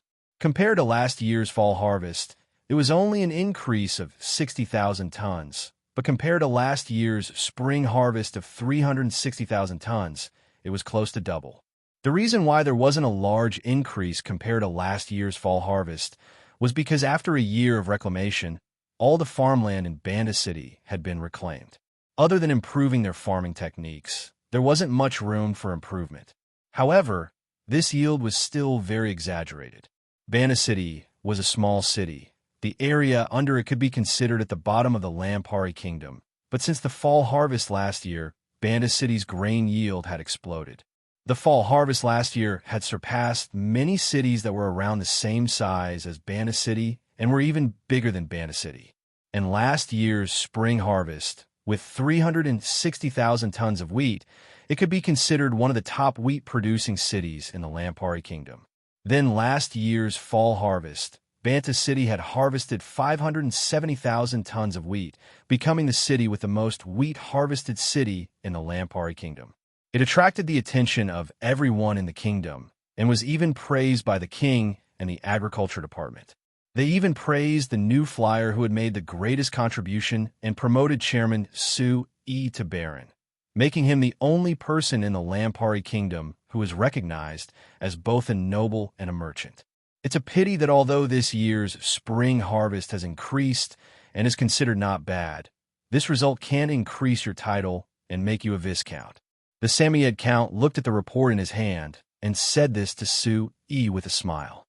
Other than this, the grain yield of all the cities in the kingdom has greatly increased.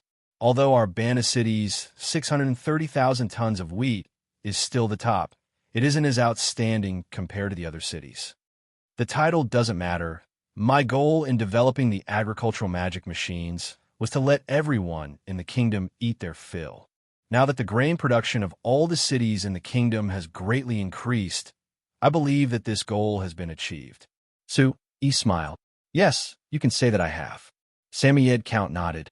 According to the Agriculture Department statistics, the kingdom's food production this year is not only enough to satisfy the needs of everyone in the kingdom, but there will also be a large surplus. This is the first time since the establishment of the Lampari Kingdom, and His Majesty is very happy about it. If it wasn't for the noble Senate stopping him, he would have promoted you by another nobility rank. At this point, Samoyed Count frowned slightly, his tone carrying a trace of dissatisfaction. Those old fellows are too stubborn. Solving the problem of feeding all the citizens was such a huge contribution. What other contribution could be compared to that? It's just a title increase. Yet they insist on objecting. They really don't know what's good for them. Su E quickly waved his hand with a smile.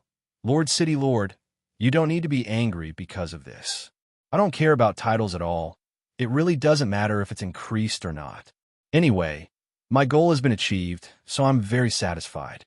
Now that we've solved the basic food and clothing problem of the citizens, the next step is to increase the living standards of our kingdom citizens. If everyone in the kingdom can be like the citizens of our Banda City, being able to have enough food and clothing while also having extra income to buy other things, that would be the greatest help to our Frestec Chamber of Commerce. That's not so easy to achieve. Count Sean slowly shook his head. Samoyed slowly shook his head. The reason why our Banta City can develop this quickly is because of the appearance of you and the new flyer driving the development of the entire city. Now, not only do all the citizens of Banta City have good jobs, even the citizens of the neighboring cities can find jobs here, increasing their income. It is all because of the drive of your new flyer that there are many jobs in Banta City that need people. Otherwise, it would be impossible for Banta City to develop this quickly. Su-E quickly said with a modest smile. Lord City Lord, your praise is too much. I just did what I wanted to do and should do. Bana City being able to develop this quickly is because of your wise leadership. Don't flatter me. Samoyed Count scolded with a smile. He picked up the other report in his hand and looked it over before his face filled with emotion. 2 years ago, Banta City's income was only a few 100,000 gold coins. Now that only 2 years have passed, last year's income has reached over 1,000,000 gold coins, increasing by more than 10 times. Now I'm holding the tax statistics for Banta City last month. Just last month, Banta City collected 570,000 gold coins in taxes. According to this trend, this year's income will be even higher than last year's. So this is the result of the Lord City Lord's wise leadership. Su-E said with a smile. Samoyed Count looked at Su-E and said with a snort, Are you forcing me praise you? Of the 570,000 gold coins in taxes last month, just your new flyer paid 280,000, taking up almost half of it. I think that we don't even need to wait 2 years. Your new flyer will already be the #1 company in our Banta City. How is that possible? Su-E quickly waved his hand. Lord City Lord, you can't speak nonsense like this. Our new flyer is still a small company. It is all because of the Lord City Lord's support that we can reach this step. Right now, we're still far from being able to compete with the established merchant guilds in the city. City Lord, you must continue to support us. If Chairman Rank and the others heard this, do you believe that they would be angered to death? Samoyed Count looked at Su-E before suddenly turning to look out the window. After looking out for a while, he said with a sigh, It's a pity that even if I want to continue supporting you, there's no other way. Su-E was stunned. Lord City Lord, what do you mean by this? Samoyed Count turned to look at Su-E and said with a serious look, I called you here today not to praise you. Rather, I wanted to tell you ahead of time that in 2 months, I will be leaving this place. Leaving? Su-E was stunned. Where are you going? According to the arrangements of the kingdom's government council, I will be transferred to Seoul City to become the city lord. Samoyed Count replied. Seoul City?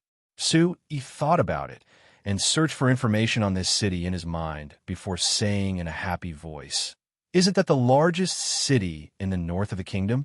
Lord City Lord, it seems like I have to congratulate you. Moreover, I remember that Seoul City seems to be the largest territory of your family, right? This means that you can go back to the place that supports you the most. Samoyed Count looked at Su-E for a while, and after confirming that the joy on Su-Ye's face wasn't fake, he couldn't help saying with a sigh, From my point of view, this is indeed a good thing. The kingdom's government council transferring me back to Seoul City means that my position in the kingdom has been recognized, and it is very likely that I will reach a higher level in the future. But Su-E, this might not be a good thing for you. Is that so? Su-E slightly knit his brows. After thinking for a bit, he asked, Lord City Lord, who is the one taking over from you as Banta City's City Lord? Samoyed Count paused before replying in a soft voice. It's Count Mantle Stark. Stark? Su-Ye's eyes opened wide. It seems like you understand what I mean. Count Sean's expression became serious. Samoyed's expression became serious. Su-E, I don't need to tell you anything else. You are a smart person. You should know the meaning of this surname. Su-E nodded with a heavy expression. After being silent for a bit, he asked Samoyed Count, Lord City Lord, leaving this place, I'm afraid it wasn't your original intention, right? You are indeed a smart person. Samoyed Count gave a slight nod as he revealed a bitter smile. Even if it is me, there are many times when I can't control myself. Su-E silently thought for a bit before suddenly revealing a smile. Lord City Lord, I don't think there is anything to worry about. No matter who becomes the city lord, their main goal is to develop Banta City, right? Since everyone has the same goal, there is always the possibility of cooperation. Samoyed Count couldn't help saying with a smile, You actually want to cooperate with the Count? I have to say, you really are bold. Su-E laughed. From the perspective of a merchant, everyone has their own benefits, so we can discuss cooperation. Not to mention a Count. Even if it is the king, there is no exception. Samoyed Count shook his head. Then I can only hope that you have a happy cooperation with this Count Manel Stark. Sue-E discussed the following work arrangements with Samoyed Count. The new flyer and the City Lord Manor had many cooperation projects. Even the entire Banta City renovation plan was being handled by Sue-E and the new flyer. If Samoyed Count left, these cooperation projects would be greatly affected. Since the new Count Manel Stark came from the Stark family, he definitely wouldn't completely trust Sue-E like Samoyed Count. What Samoyed Count and Sue-E needed to do now was to hand over everything in the remaining 2 months. After discussing a general idea and working steps, it was already night when Sue-E left the City Lord's manor. Looking at the stars in the night sky, Sue-E thought for a bit before rushing home in his horse carriage. He bent over his desk and wrote 2 letters, sending them to Her Highness 70 and Viscount Leslie in the far north. Chapter 308. After entering April, the people of Banta City suddenly found that the new flyer seemed to have settled down. It wasn't that the new flyer wasn't settled before, but everyone was already used to the new flyer making a large piece of news every once in a while. It was either releasing a new product or releasing some shocking news. No matter what, everyone's attention would always be focused on the new flyer. However, after entering April, the new flyer had fallen into silence for an entire month. This silence didn't mean that the new flyer didn't make any moves. Rather, all the factories under the new flyer continued working, and the new flyer's products left the factories in an orderly manner, being sold to various places in the Lampari Kingdom. Even the Banta City renovation project that the new flyer was responsible for was much faster than before. Before, there was only one team from the Amsterdam Chamber of Commerce that laid down roads outside Banta City, only laying down a single road at a time.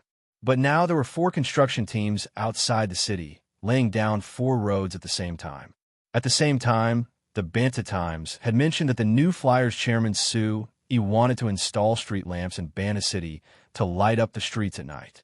But the technology wasn't perfect yet, so it would take some time to prepare, and they would try to finish it by the end of the year. In the end, it had only been half a month since the Banta Times report, and there were many workers in Banta City who began to set up lampposts that were shorter than the ones around the city square, as well as installing magic lamps on them. Although there were some people who felt that this was too fast, Chairman Sue had clearly said that the technology wasn't perfect yet, so how could they start this early? However, most people were still very supportive of this move. The magic lamps in the city square already proved how important it was to have this kind of light at night. If Banta City could have magic lamps all over, Banta City wouldn't just be in darkness at night. It would be as bright as day, and it would be as lively as day. However, other than this renovation project, the new flyer didn't have any other large work in April. If one had to mention it, the canned fruit factory that opened near Koror Village was related to the new flyer. But this canned fruit factory only made canned fruit, and the things inside were normal fruits. It wasn't that novel to everyone, so naturally it didn't attract that much attention. So in short, it was like the Frestec Chamber of Commerce suddenly slowed down and didn't move forward with large strides like before. They're saying that I'm already satisfied with the new flyer's current situation, and I've lost my ambition. Sue-E, as he looked at the Karma Times in his hand, and couldn't help smiling. These fellows really dared to say this. According to what they said, I can't rest. It isn't that you can't rest, but everyone is already used to you making something new every once in a while. Now that there hasn't been anything new after all this time, I think everyone isn't used to it. Still replied before turning in a circle in front of Sue-E and asking, "How about it? Does it look good?" Sue-E immediately gave her a big thumbs up and praised, "It looks great." Steele smiled and looked down at the milky white dress that was tailor-made for her by the top designers of the Armani Chamber of Commerce. She frowned slightly and seemed a little dissatisfied. "Although this dress is good, why do I feel that it doesn't look as good on me as it does on Marta and the others? How is that possible?" Sue-E immediately retorted, "Marta and the others have good figures, but they are elves after all. Their temperament is more mysterious and cold. They can't compare to your energetic and bright temperament. This dress is not bad on them, but it's far inferior to yours. Is that so? Steele smiled and winked at Sue. You're the only one with a sweet mouth. But if Marta and the others heard this, they would definitely be sad.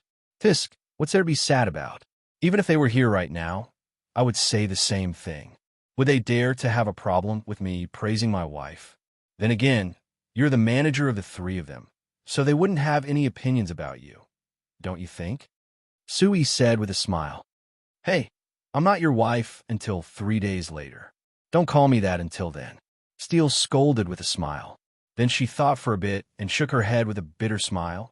After being their manager for a while, I finally understand why you want me to do this job. These elves are really, well, they aren't stupid. They just don't understand some of the rules of us humans. If I let them negotiate with President Vincent, that old fox, they would probably be sold by him and count the money for him. Sue laughed. President Vincent wouldn't do that, but they are now big stars. They will definitely come in contact with more people in the future. If they don't have a manager to help them, this is indeed possible. Speaking of which, I haven't asked you yet. Steele, are you happy doing this job? If you don't like it, I have other jobs for you to do. For example, the new flight college is about to be built, and it's still missing a principal and many teachers. You could be a principal or a teacher if you want. Forget about that. I'm quite happy being their manager right now. These elves are very pure, so it's very simple to get along with, and I'm very happy. Being able to help them do some things and let them integrate into human life, I feel a sense of accomplishment. Steele said, It's good that you're happy. Sue nodded with a faint smile. Last time Steele said that she had nothing to do, was bored, and even felt that she was useless. Sue carefully considered it, and suddenly had the idea of having Steele be the manager for the 5 elves of the Night Song tribe hired by the Armani Chamber of Commerce. Although quite a few elves of the Night Song tribe had appeared in Banda City, the humans who could enter the Night Song tribe's home in the falling rainforest were only Sue, Steele, and Vivian. For the Night Song tribe, only the 3 of them were worthy of trust. Sue was busy, so there was no need to mention it. Vivian was still studying at the school, so she could be ignored. The remaining Steele was very suited for this job. This so-called manager was generally responsible for the same things as the managers of celebrities on Earth. It was to help the elves negotiate with the Armani Chamber of Commerce, letting them receive better treatment and integrate into their work, making it easier for them to interact with humans. Previously, the 5 elves were more or less on guard against humans, so their work at the Armani Chamber of Commerce wasn't very smooth. But after Steele became their manager, with Steele's experience as a celebrity and the trust of the elves, she was very skilled in handling matters. Not only did the elves' work go smoothly, they also let down their guard and could interact with humans more easily. Basically, the 5 of them don't have any problems working or living at the Armani Chamber of Commerce. I'm actually very free right now and don't have much work to do. Steele said, but I become friends with Marta and the others through this job, so I'm very happy. If you're satisfied with this job, have you thought of expanding it? Sue asked. Expanding? How would I expand it? Steele asked in surprise. That is, if nothing unexpected happens, there will be a lot of elves, dwarves, and even beastmen working for other human companies. Do you want to be their manager and take care of their work? Steele immediately frowned. Dwarves aside, are you sure you want me to interact with those dirty and barbaric beastmen all day long? Not every beastman is dirty and barbaric. Although there are a lot of vicious, dirty, and barbaric beastmen in the Black Rice Wasteland, there are also a lot of beautiful beastmen who aren't dirty and barbaric at all. For example, when Chairman Vincent was inspecting the Black Rice Wasteland, he went to a few fox and rabbit tribes. These 2 beastmen aren't that different from humans, and they are generally very beautiful. Chairman Vincent told me that he plans to recruit some fox and rabbit girls to the Armani Chamber of Commerce as models. Fox? Rabbit? Steele thought for a bit, but no matter what, he couldn't associate the word beautiful with beastmen.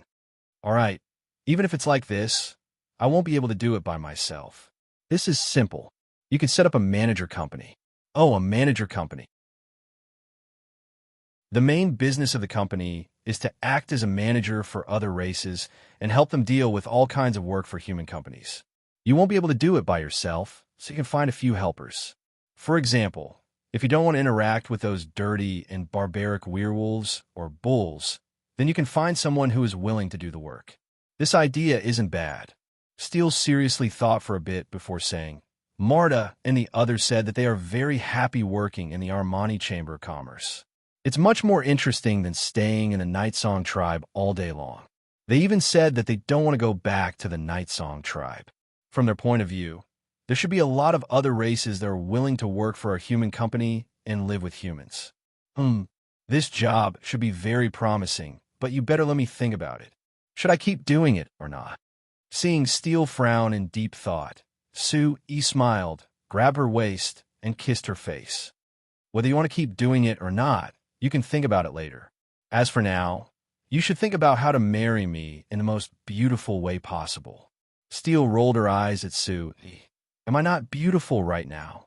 Sue-E immediately laughed. Beautiful? Of course you're beautiful. Sue-E's wife is the most beautiful at any time. Steele revealed a happy smile, stretched out her arms, and deeply kissed Sue-E. Chapter 309. If it was said that the new flyer was too peaceful in April, to the point that it made people uneasy, when they entered May, the new flyer released a shocking piece of news that made everyone's attention return to the new flyer. This shocking news was that the new flyer's chairman Sue-E was finally marrying young Miss Steele. The moment the Banta Times reported this shocking news, Banta City immediately boiled over. The new flyer was the company that attracted the most attention in Banta City. As the chairman, Sue-E was young, handsome, and rich, as well as being a baron that the king had personally conferred. For an outstanding young man like him, he had already become the dream lover of all the young girls in Banta City and the surrounding cities.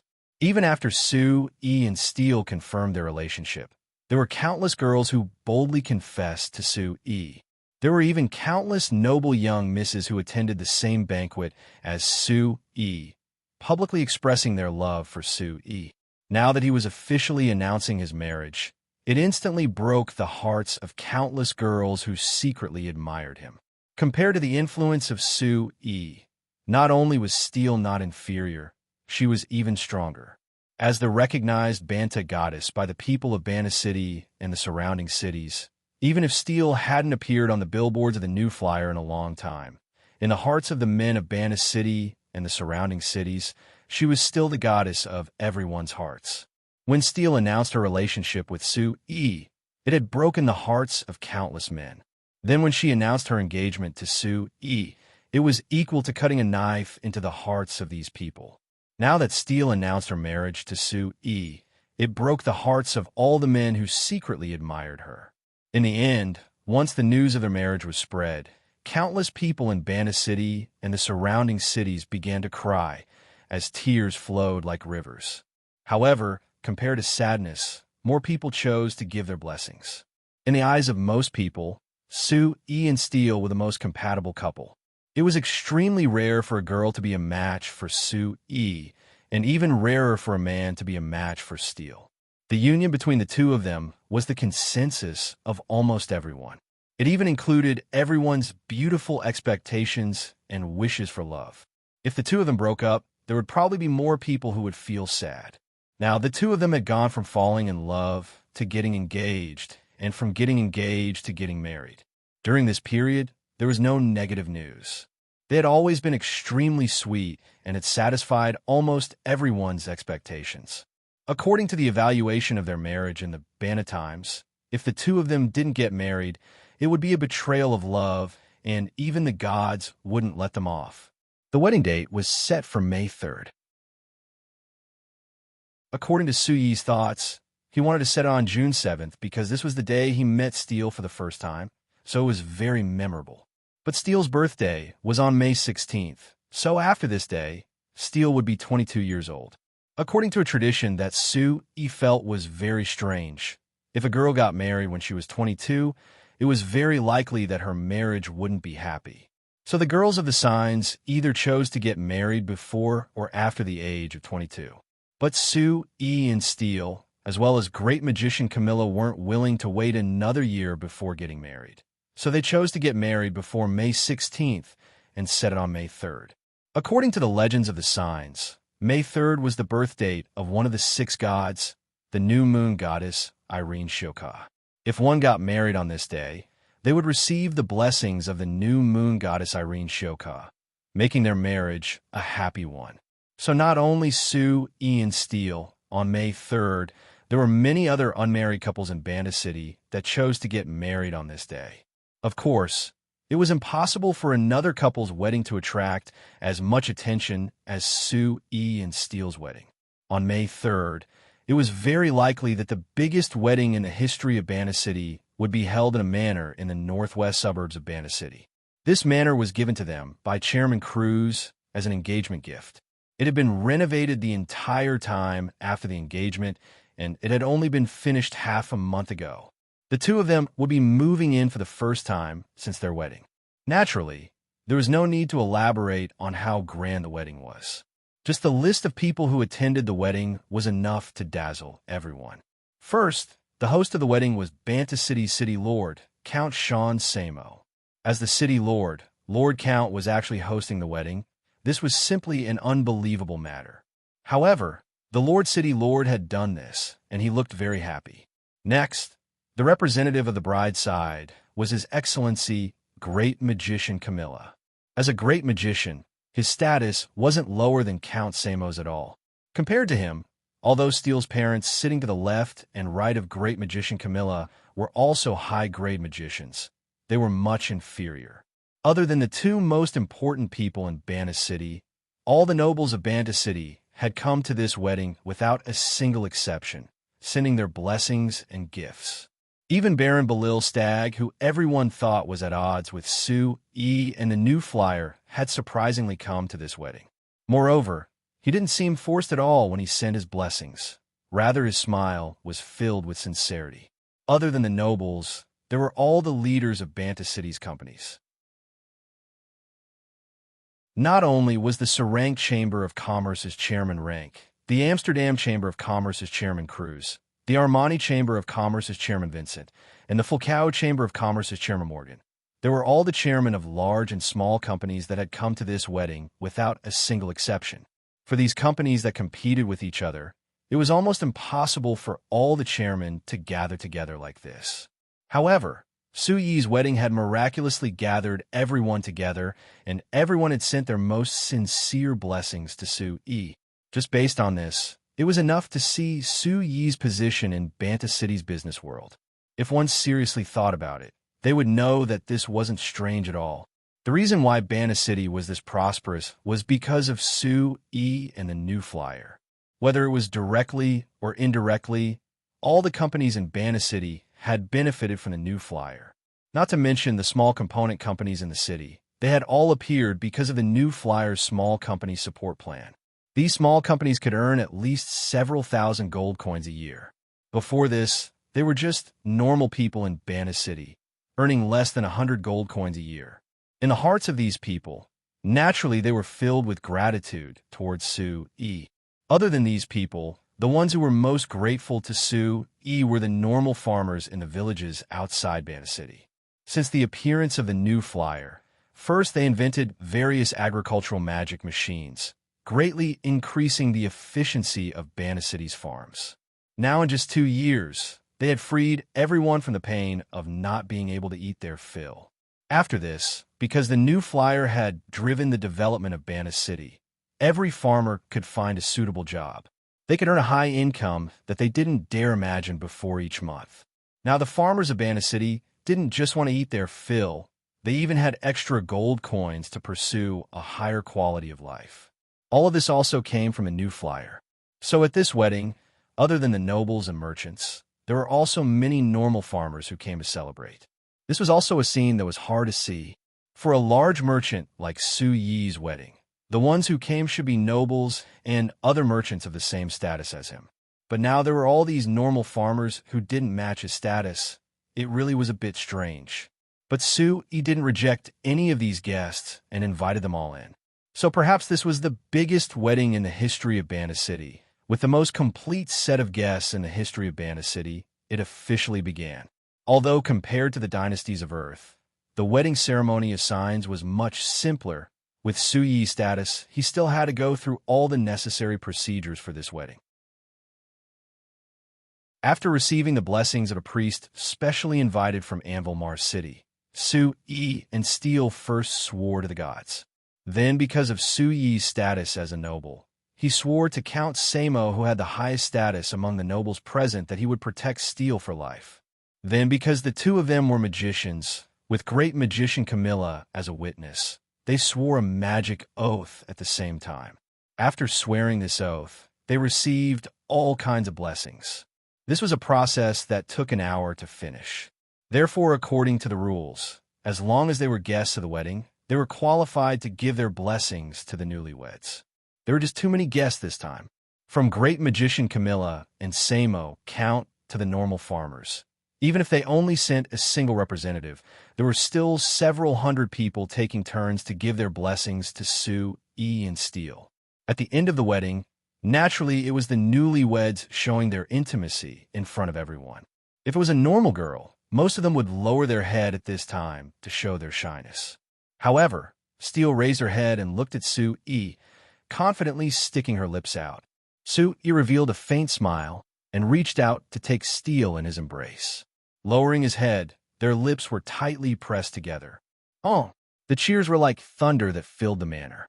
In front of everyone, this pair of youths who everyone considered the best couple had finally become husband and wife, fulfilling everyone's wish. Chapter 310. A week after the wedding, 70 surprised Su Yi by appearing in front of him and Steel. "I'm really sorry," 70 said to the two of them with an apologetic look. "I was planning on coming to your wedding and giving you my blessings, but I was delayed by something unexpected. I'm really sorry." Su Yi seriously looked over 70 and found that she looked exhausted.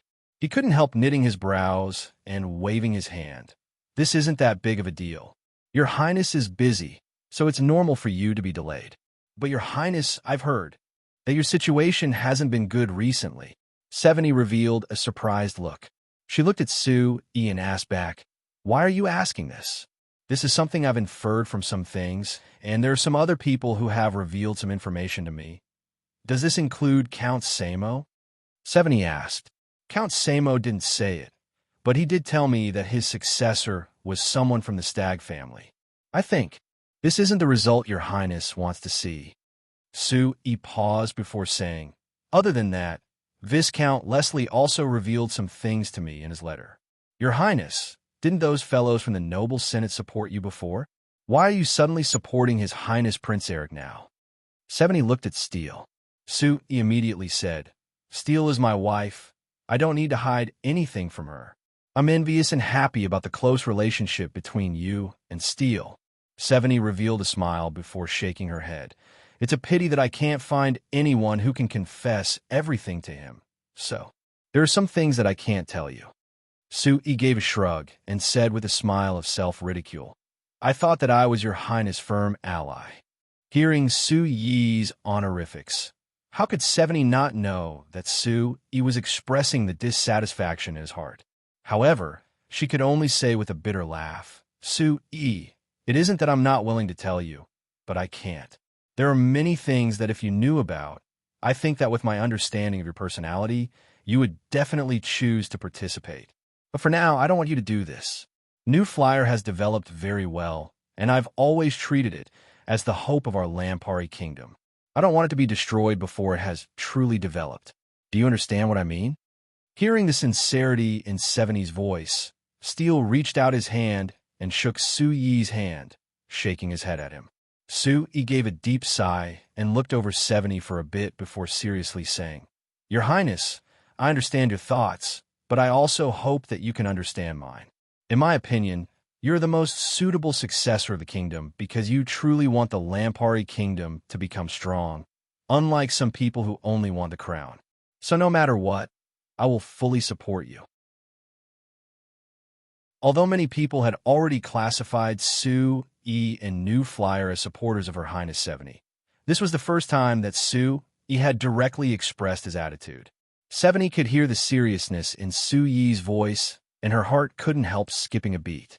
After hesitating a bit, she slowly shook her head and said, "I'm very happy to receive your recognition and support, but please believe me, there are some things that you really shouldn't know right now. When the time is right, I'll tell you." Seeing that 70 was this determined, Sui knew that there was no meaning in saying anything else, so he said with a nod, "All right, I hope that day will come soon." 70 revealed a faint smile and took a breath, wiping away the emotions that shouldn't have appeared on her face.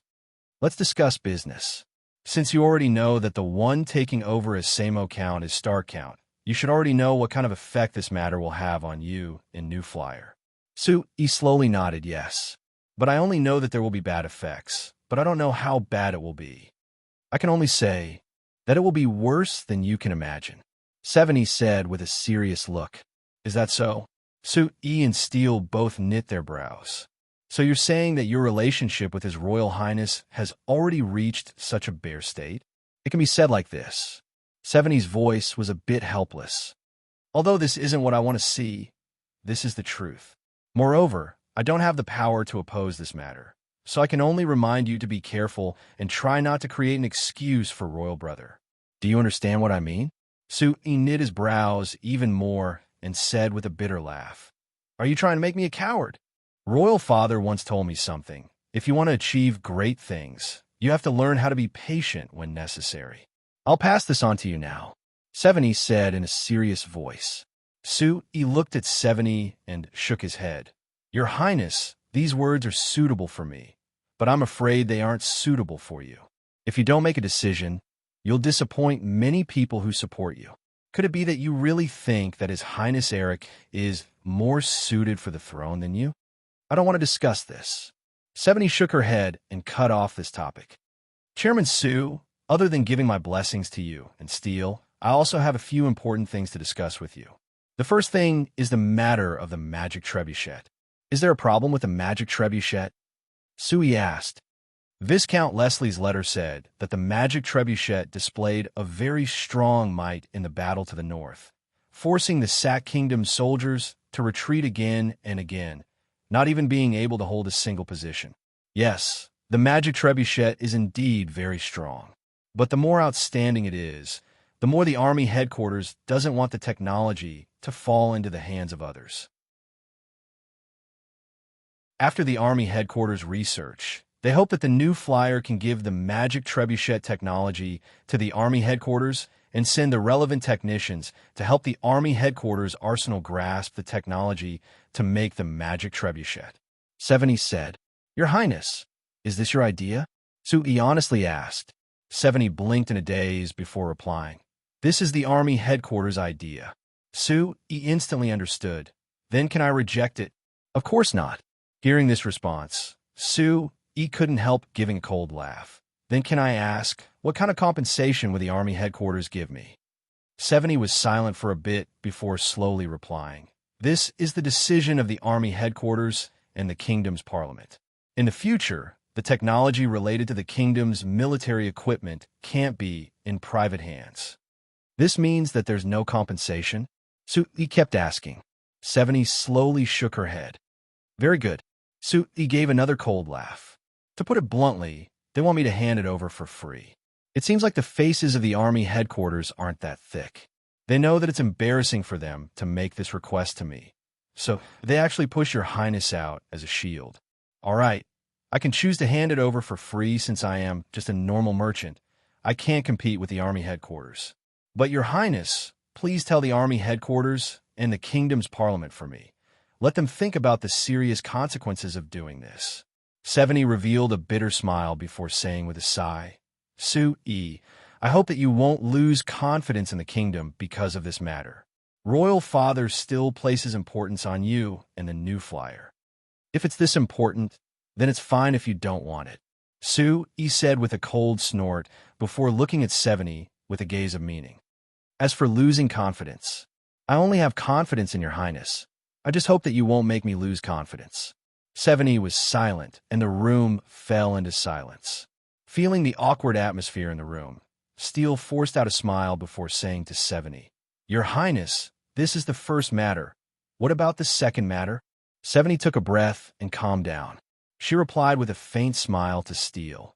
"The second matter is a piece of good news. Royal Father has already decided that Banta City, Karma City, and Sultan City will be connected, officially becoming the Lampari Kingdom's special economic zone. In this special economic zone, all the businesses in the three cities will enjoy the benefits of the kingdom's policies. This is good news, but isn't the timing of this decision too coincidental?" Su Yi's voice was filled with disdain. "It's right when Count Samo is about to leave and when Count Stark is about to take over.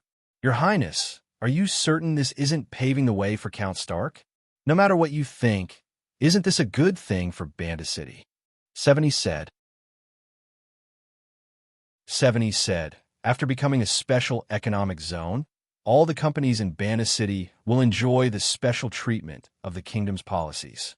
For example, when the products of Banta City's companies pass through the kingdom, each place will have to pay a fixed amount of tax, and it won't be affected by the tax standards of each place. I think that you should know that just based on this, it will bring many benefits to the companies of Banta City.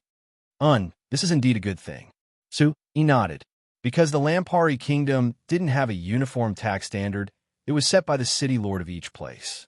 For example, Banta City had a tax of 34%, Karma City had a tax of 37%, and Sultan City had a tax of 38%. Banta City's tax standard was the lowest because Count Samo had always supported business development. After the new flyer drove Banta City's development, the standard was lowered even further to promote business development in Banta City. The 34% standard was the lowest in the Lampari Kingdom. In the other cities of the Lampari Kingdom, the standards were much higher than these three cities. There were even some cities that had a shocking 50%. In Su Yi's eyes, this was clearly an idiot standard. The Lampari Kingdom's business wasn't developed to begin with. In this situation, instead of lowering the tax to promote business development, they set the tax standard this high. It would be strange if business could develop. When the large companies of Banta City transported their products to different places, they had to pay the local taxes.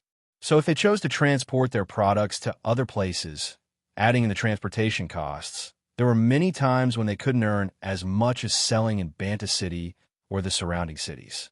So many companies of Banta City were only willing to sell their products in Banta City and weren't that interested in opening other markets. Now that His Majesty had set this place as a special economic zone and implemented a uniform tax standard, it could indeed promote the development of Banta City's companies. But Su Yi wasn't very happy. First, this was the first time the Lampari Kingdom had implemented a uniform tax standard, so Su Yi doubted that this rule could be implemented. Second, it was good to set this place as a special economic zone, but the one taking over from Count Samo as the city lord was Count Stag. Even if the Stag family's attitude towards the new flyer wasn't mentioned, would this Count Stag have the same vision and boldness as Count Samo?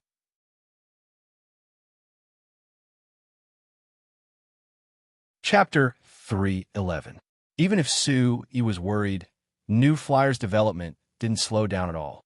After being silent for an entire April, entering May, New Flyer first released the important news of Su Yi and Steele's marriage before releasing a new product, the Magic Refrigerator. Actually, to be honest, the Magic Refrigerator wasn't a new product, it was just an extension of the Magic Refrigerator. It was different from the Magic Refrigerator that could only freeze things. The Magic Refrigerator was divided into two layers. The lower layer could freeze things, and the upper layer could maintain a low temperature, but it wouldn't freeze things and could be used to keep things fresh. Once the Magic Refrigerator was released, it was immediately welcomed by many families. The previous Magic Refrigerator only had the function of freezing things and had a single use, so its sales were normal. It was only used in the summer when they started selling ice cream and other frozen items. But the Magic Refrigerator was different. This dual function was very practical for many families. Especially the preservation function on the upper layer, it could keep things that weren't finished and leave them for the next meal. This saved many housewives a lot of trouble, so naturally it was very popular. The Xinfei brand magic refrigerator had only been released for a single week, and it had already sold over 20,000 units. According to the price of 25 gold coins per magic refrigerator, in just a single week, New Flyer had earned 500,000 gold coins. Taking away the cost, the net profit was over 300,000 gold coins. If the magic refrigerator was included, the New Flyer household magic machine department had a total of 8 products: the magic fan, the magic air conditioner, the magic bread maker, the automatic magic rice cooker, the magic lamp, the magic refrigerator, the magic water heater, and the magic refrigerator. Not counting the magic refrigerator that had just been released, the other 7 products had already passed their initial explosive sales period and were now stabilizing. Currently, the other 7 products had sales of 700,000 to 800,000 gold coins a month, and it had been steadily increasing. Taking away all the costs, the household magic machine department was already bringing in a net profit of 400,000 gold coins a month for New Flyer. This number was already quite shocking. So when Sui announced that Encado would be in charge of the household magic machine department, although he had already received Heinz's notice and was mentally prepared, his breathing became fast and he was very nervous. I will work hard. Work hard. I won't let down the chairman's expectations of me, Encado said in a loud voice. Sui nodded with a smile. All right, I believe in your abilities. Other than that, since your responsibilities have increased, your pay should increase as well. Encado, as the manager of our company's household magic machine department, your monthly salary will be 50 gold coins. How about it? Are you satisfied with this monthly salary? 50 gold coins? Isn't that the same as General Manager Kennard? Encado was shocked. Success, the chairman's. No need to be modest. You've been in charge of our company's household magic machine department for more than a day or two, so your abilities aren't bad. Other than that, I have other arrangements for General Manager Kennard, so you don't need to worry. Sui had Encado sit down with a smile before his eyes fell onto Evita beside Encado. Evita, although your Academy of Magic isn't part of the company's plan this time, the Academy of Magic is the most important research department of the company, so I've decided to adjust the salary of the Academy of Magic. You are the chief of the Academy of Magic, so you will be treated the same as the other department managers. Your monthly salary will be 50 gold coins. As for the other researcher salaries, I won't meddle in it. You will make the corresponding adjustments as the chief and give me a report in 2 days. Evita's expression was much calmer than Encado's. She only smiled and nodded, making a sound of acknowledgement. Today was the New Flyers reorganization meeting. The people who attended this meeting were all middle-level leaders of the Xinfei Chamber of Commerce. Because there were more and more products under the New Flyers name, and they were becoming bigger and bigger, Sui found that there were times when middle-level leaders like Encado had conflicts of authority. So before this problem erupted, he decided to reorganize the company. His goal was to clarify authority and let the New Flyer develop more smoothly. This reorganization didn't change the overall leadership structure of a New Flyer that much. It just made a clear division of authority. It made it clear that each person was in charge of their department and their responsibilities. For example, Encado had taken the job of manager of the household magic machine workshop from Heinz a long time ago. In the following period of time, he had always performed well, managing the household magic machine workshop very well. Of course, he had smoothly become the new manager of the household magic machine department, being in charge of managing the household magic machine production for the Frestec Chamber of Commerce. As for the other aspects, there weren't many changes. They were still in charge of what they were in charge of before. The only change was that Heinz had left the position of manager of the household magic machine factory in Karma and was replaced by someone Heinz had chosen. After the reorganization, Heinz remained in the company as Sui's assistant and didn't take on any specific duties. The one thing worth mentioning was that the company's general manager Kennard had become a New Flyer CEO after the reorganization. This was a new term that Sui had created, but Kennard's responsibilities weren't that different from when he was the general manager. The only thing to note was that when Sue announced that Kennard would be the CEO, he had clearly announced that he wouldn't meddle in the company's management and would only be in charge of the company's development. Hearing Sue's announcement, other than Hines and Kennard, everyone was surprised. In the minds of these people, Sue was equal to the new flyer. He was the backbone of the company. If he wasn't in charge of the company's management, could it be that he was planning on letting go of the company? Of course, it's not what you're thinking. Faced with everyone's doubts, Sue waved his hand with a smile. How can I not care? This company was founded by me, so it's impossible for me to not care about the company. I'm just not in charge of the management because these things consume too much of my time and energy. I want to put my time and energy into things that I care about. For example, going on a honeymoon with Steele. Haha. Everyone in the conference room broke out in laughter. Of course they knew that Sue was joking, but because of this explanation, everyone understood that Sue just didn't want to waste his precious time and energy on trivial matters. The reorganization meeting went very smoothly, and in reality, there weren't many things that were changed. It was to the point that many people joked that Sue was just using the reorganization as an excuse to increase everyone's salary. In reality, this time, the middle and upper management salary had been increased by quite a bit. Encado's previous salary was only 25 gold coins, but now it had been doubled. Evita's previous salary was 30 gold coins, but now it had been increased to 50 gold coins. As for Kennard, because he had become the only CEO, his salary had been increased from 50 gold coins to 80 gold coins. This was a very exaggerated number. In the signs companies, as long as it was a manager, they would definitely have shares in the company. Therefore, even if they were given a salary, it was just a formality. Kennard clearly didn't have any shares in the new flyer, but he was able to earn 80 gold coins a month purely based on his salary. This was simply unprecedented.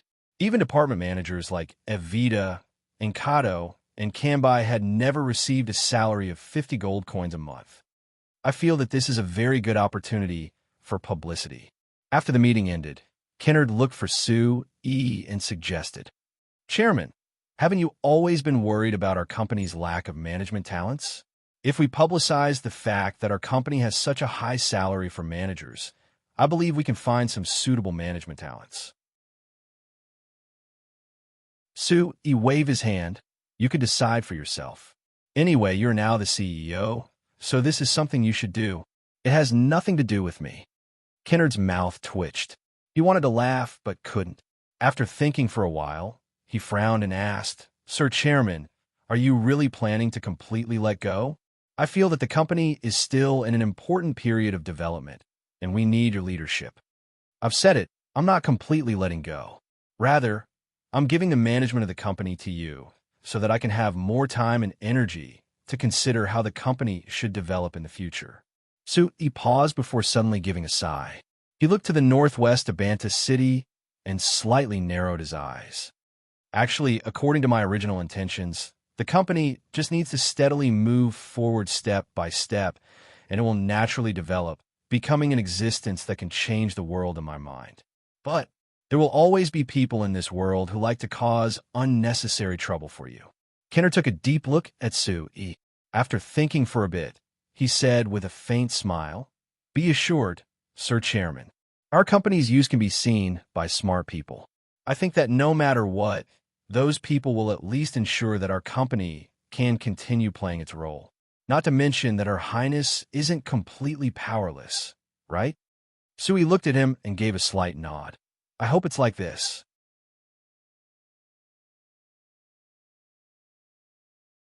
Chapter 3:12. Because it was in the southwest of the Lampari Kingdom, it was the city closest to the south. So compared to the other cities of the kingdom, Banta City entered summer a bit earlier. When Sue came to Banta City 2 years ago, it was the beginning of June, and the streets of Banta City were as hot as summer.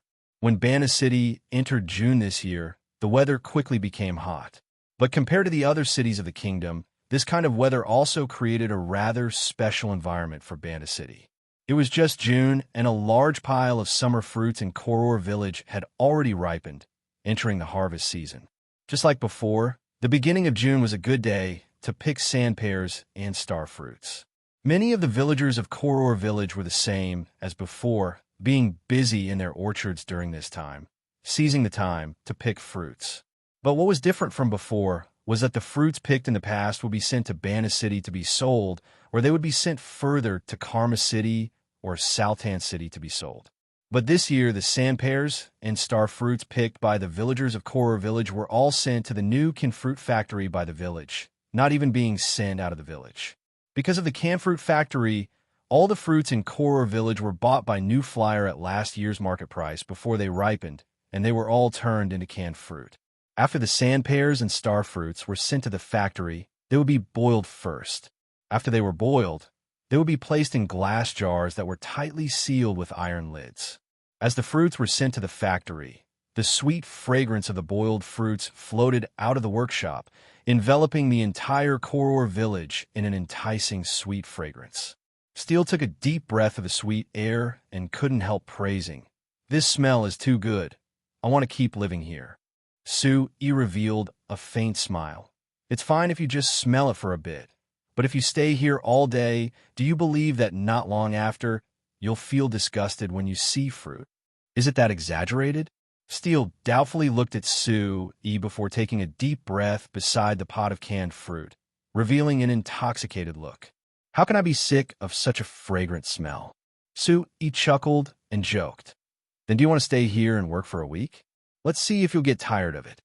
Still wrinkled her delicate little nose and wanted to express her dissatisfaction, but a fat middle-aged man wearing a white factory uniform on the side said with a smile, "Sir Chairman is right. Madam Steele, no matter how good the smell is, if you stay here all the time, you will feel a little nauseous. Look, the workers are all wearing masks now. Firstly, it's because the president strictly requires hygiene. Secondly, it's to reduce the smell." "Really?" Steele glanced at the workers who were working in the canning workshop. Sure enough, she saw that all the workers were wearing a large mask over their mouths. Out of curiosity, she also asked for a mask and put it on. She then sniffed around. Seeing Steele looking around with interest, Sue couldn't help but smile. He didn't accompany her, but asked the middle-aged man who spoke just now, "Factory manager Will, the factory has been open for almost half a month. Do you think it's going smoothly?" Factory manager Will laughed and replied, "In the beginning, because we didn't have any experience, there was a lot of trouble. But with the president's help, these troubles are nothing. Now the whole factory is going very smoothly. The workers are very enthusiastic." "That's good. Then do you think we can complete the first batch of orders from the Walmart Chamber of Commerce this month?" So he asked again. Hearing this question, factory manager Will hesitated. Right now, we can only make less than 2,000 cans of canned fruit a day. But the Walmart Chamber of Commerce's first order is 100,000 cans. I'm afraid it'll be a bit difficult. If it's difficult, then find a way to overcome it." So he said bluntly, "This is the first batch of orders from the Walmart Chamber of Commerce. If there's a problem in the first cooperation, it will affect future cooperation. So factory manager Will, you have to think of a way to improve the efficiency of the workers." Of course. Factory manager Will nodded repeatedly. "Since it's the president's order, I will do my best to complete it. This has nothing to do with whether it's my order or not." So he shook his head lightly. "Although this canned fruit factory is under a New Flyer's name, the workers in the factory are all villagers from Koror village, Cambia village, and Yulon village. Moreover, the canned fruit used is from Koror village. If the factory's efficiency is good enough, the 3 villages will benefit the most, especially the villagers of Koror village. So no matter what, just for the benefit of the villagers of your village, you have to do your best." "Understand." Factory manager Will nodded vigorously. "President, I will do my best and think of a way to run this factory well." "Good, I believe in you." Sue smiled and patted factory manager Will's shoulder. He then warned, "Of course, before increasing the production efficiency, you have to prioritize the quality. You have to know that this factory produces food. If it's not hygienic and safe, people might die." Seeing Sue Yi's solemn tone, factory manager Will accepted the order. After a few more words, Sue, E, and Steele went to visit the canned food factory with factory manager Will. Only then did they leave Koror village. They took the carriage onto the falling rain road and headed towards the falling rain valley. Steele turned around and looked at Koror village that was far away from the carriage. She asked Sue, E, why didn't you go anywhere else? Why did you choose to come and inspect this canned food factory? If I had to say, this canned fruit factory should be the place that has the least to do with magic machines under the company's name.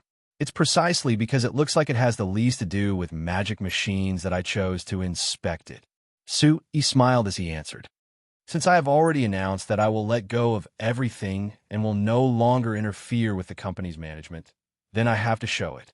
But if I don't do anything at all and really go on a honeymoon with you, I'm afraid that the people in the company will be worried. What's there to be worried about? Are they the only ones who can have a holiday, but you can't? Steele pouted.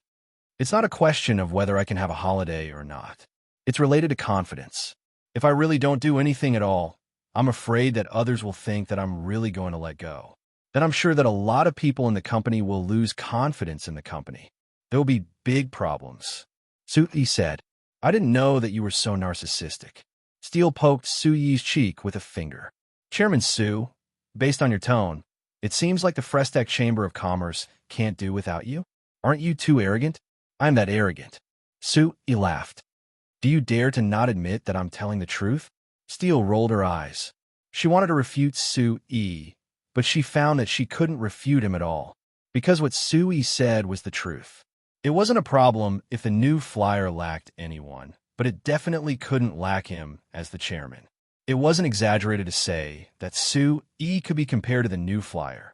This company that had been established for less than 2 years could develop this quickly, becoming an important company in Banta City in such a short period of time. It even had a certain amount of influence in the Lampari Kingdom because of Sue Yi's role that couldn't be replaced.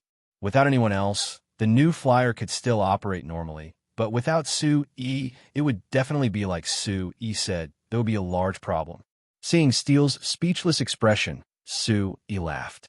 He pinched Steele's cheek and said, so I want to make my attitude clear to everyone so that Kennard can smoothly take over the management matters.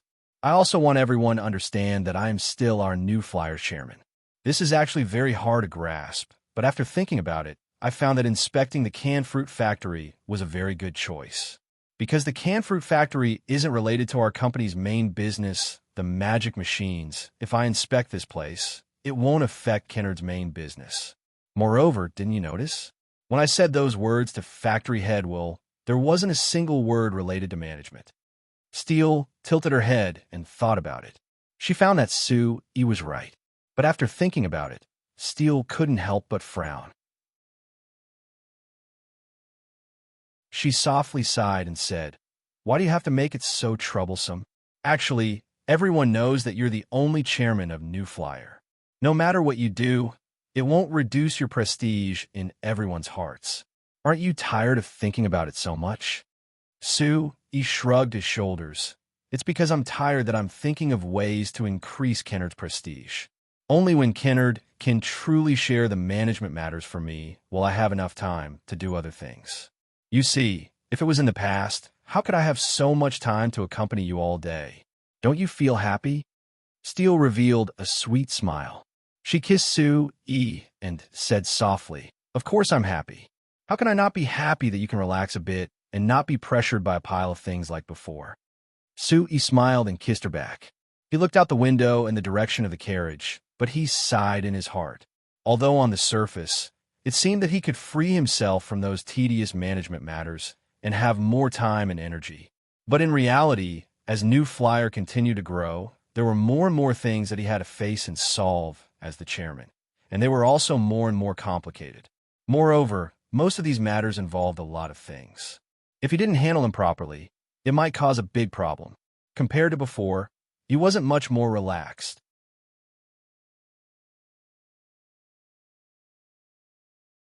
Chapter 3:13. The carriage slowly drove into the Valley of Falling Rain. Sue didn't go to the various factories in the Valley of Falling Rain to inspect, as usual. Instead, he went straight to find Chieftain Saluka and Chieftain Monto. The two dwarven chieftains had already been notified by Sue E in advance. When they saw him come with steel, they immediately understood his intentions. "Sir Chairman, I actually don't think this is necessary." Saluka took a document from Steele and looked at it for a while. He frowned and said, "You and New Flyer are trustworthy. Since we've already signed a contract with you, why go through the trouble of signing a new one through Miss Steele?" "Exactly. Don't you think this is troublesome?" Chieftain Monto on the side echoed. "We dwarves always keep our word. Since we trust you, Sir Chairman, we don't even need to sign a contract. There's no need to go through so many procedures. It's giving me a headache." Sue E glanced at Chieftain Monto's head, which was bigger than his own. He couldn't help but smile and said, "It's my honor that you two chose to trust me. I'm very happy. If it's just you two cooperating with me, then there's no need for a contract. But you can't guarantee that all the Dwarven brothers will trust me as much as you do, right? And even I can't guarantee that I won't change in the future, and that my promise to you won't change. So, being able to complete the procedures is actually more for the sake of protecting the interests of most of the Dwarven brothers." Sue E is right, Steele continued. "Apart from the fact that verbal promises can't be completely trusted, there's another very important problem. That is, in all seriousness, the contracts you and many of your Dwarven brothers signed with New Flyer don't comply with the kingdom's laws. They can't be protected by the kingdom's laws. In other words, if New Flyer wants to go back on her words and go against the contract to fire any of the dwarves, you can't resist." "I trust the chairman. He won't do that," Chieftain Saluka said with certainty. "Me too," Chieftain Monto said. "Believing in Sue E or not is one thing. The integrity and legality of the contract is another," Steele said. "Patriarchs, are you not worried that Sue E will change his mind in the future?" Chief Saluka glanced at Steele and asked in puzzlement, "Miss Steele, didn't you just get married to the chairman? Why do you seem to distrust him even more than we do? Why you keep bad-mouthing him?" "That's right. Miss Steele, don't tell me something happened between you and the president," Patriarch Monto asked in confusion. Steele looked at the two dwarfs speechlessly. Suddenly, she turned around and punched Su Yi's arm. She said angrily, "It's all your fault. You made me do this. Now the two chiefs are doubting our relationship." Su Yi laughed and hurriedly explained to the two patriarchs, "Don't misunderstand. Steele didn't want to do this at first, but I forced her to do it." Steele is right. This matter is to protect the interests of the Dwarven brothers. It has nothing to do with whether you trust me or not. As the chieftains of the Norma and Angola tribes, you should first consider your own people, and then the interests of the Dwarven race as a whole. That's why I suggest that you seriously consider it and sign a new contract." Chieftain Saluka and Chieftain Monto looked at each other and nodded helplessly in unison. "Since the chairman insists on doing this, then we'll agree." Su E nodded when he saw Chieftain Saluka and Chieftain Monto sign Steele's letter of authorization. He then had Steele take out a series of related contracts and had Chieftain Saluka and Chieftain Monto sign their names as well. Just as Steele had said, although the dwarves had signed a contract with a New Flyer before entering the New Flyer, because the Lampari Kingdom didn't have any regulations regarding other races working in human companies, this contract wasn't protected by the kingdom's laws. This meant that in theory, as long as the New Flyer was willing, they could fire these dwarven workers without any reason and wouldn't take any responsibility. Although this was only in theory, and the New Flyer wasn't willing to fire any skilled and hard-working dwarven workers, he had transmigrated from Earth, so he placed great importance on this aspect. So after convincing the kingdom's officials to issue a labor permit policy for other race workers, he had been suggesting to Seveny to issue some laws regarding other race workers. A while ago, when Seveny came to see Su E, she had mentioned to him that the kingdom's parliament had already issued a regulation regarding other race workers. According to this regulation, if the Lampari Kingdom's human companies wanted to hire other race workers, they would first need to apply for a labor permit for the other race workers. Then they would need to register their identity and go through a series of procedures for the other race workers. Only then would they be recognized as human company workers and be treated like normal human employees. But this procedure was very complicated. If a normal other race worker who didn't know anything about human society or the Lampari kingdom had to do it, it really was forcing them. If they let the human companies that hired other race workers help with this, although it was possible in theory, it was too complicated in practice. This was because the kingdom's officials had to review every human company that applied, so the kingdom's parliament rejected this idea. In the end, after Su Yi's suggestion and 70's suggestion, the kingdom's parliament decided to approve a special organization to complete this procedure. This organization's current name was the Lampuri Kingdom's Other Race Employment Management Association. They were mainly responsible for human companies hiring other race workers. This association didn't directly deal with other race workers. Rather, it only dealt with human representatives of other race workers. In other words, if other race workers wanted to work for human companies, they had to find a human representative who would take care of the procedures for them. Otherwise, they wouldn't be recognized by the kingdom's officials.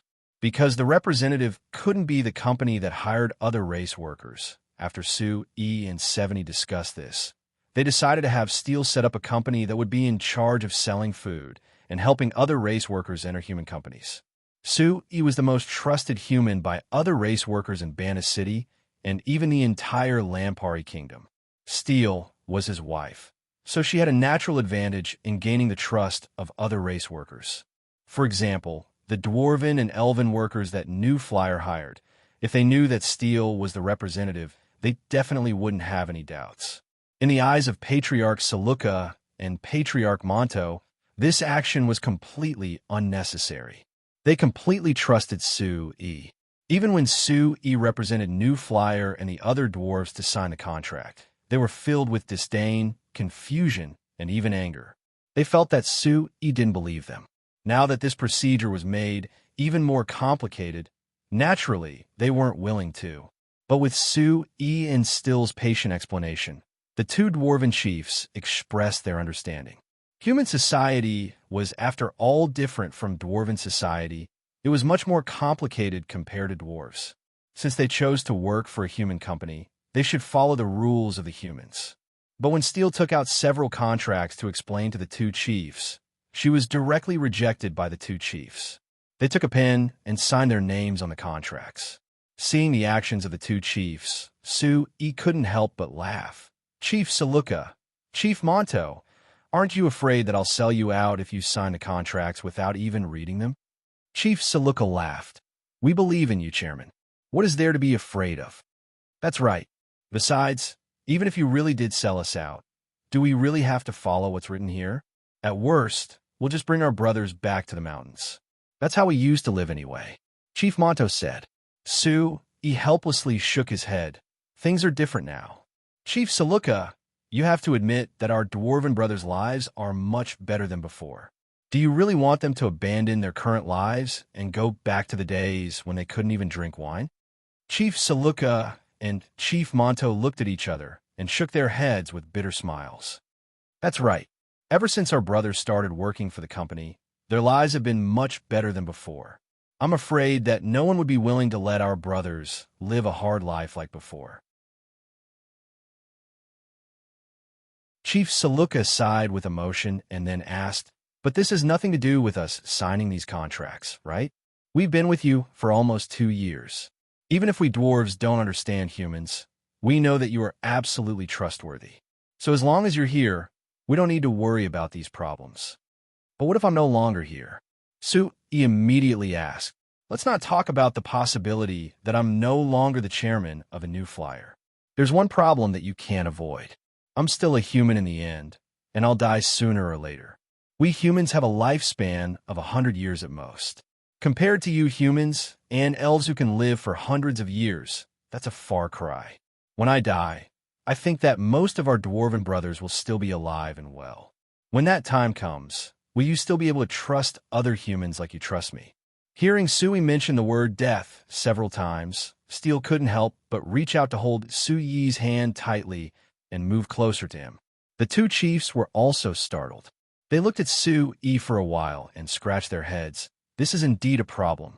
Just as Sue was about to explain his true intentions to the two chiefs, a voice suddenly sounded beside the three of them. Since Chairman Sue is worried that your life is too short, then let's prolong it.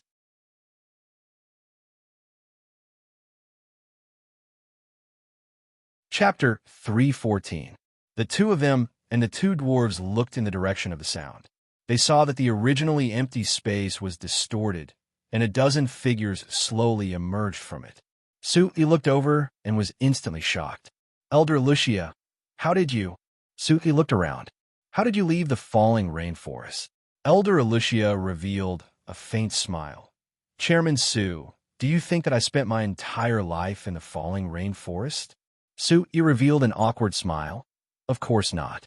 It's just that it's been 2 years since I met you, and I've never seen you or even heard that you left the falling rainforest, so I wasn't used to it.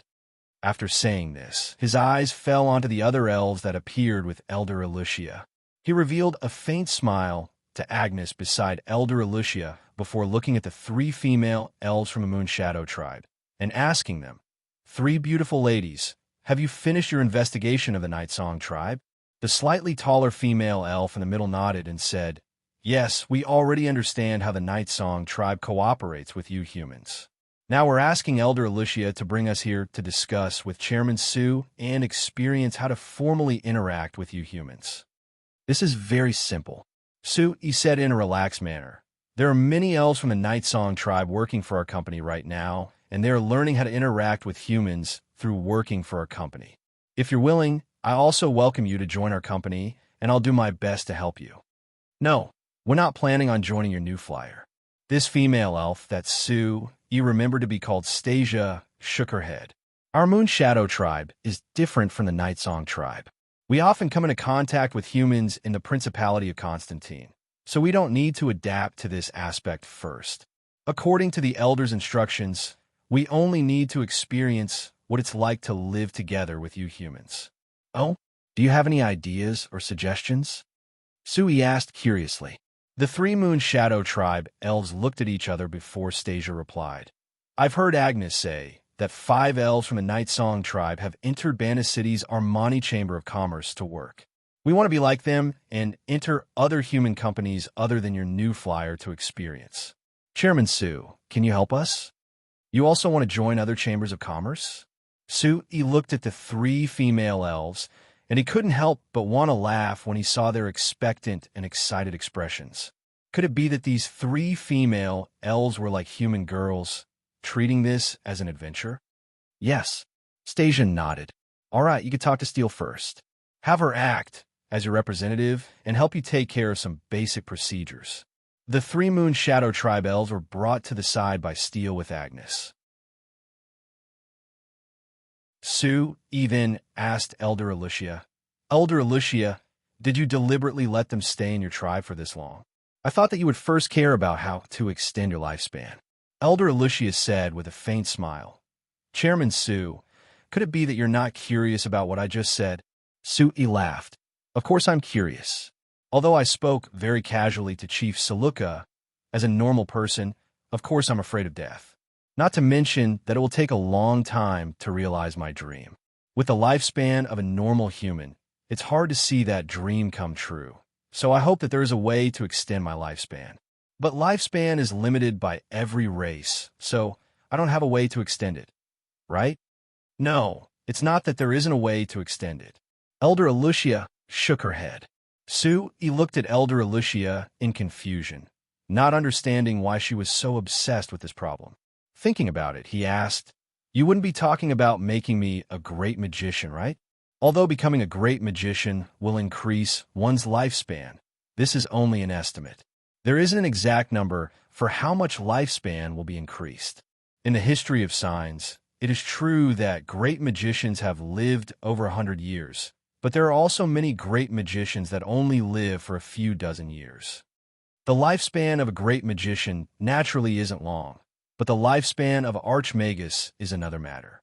Elder Lucius said, in the records of signs, the lifespan of a human Archmagus is over 200 years. Moreover, The lifespan of a human great magician can even surpass the average lifespan of us elves. The corner of Su Yi's mouth twitched, and he repeatedly waved his hand.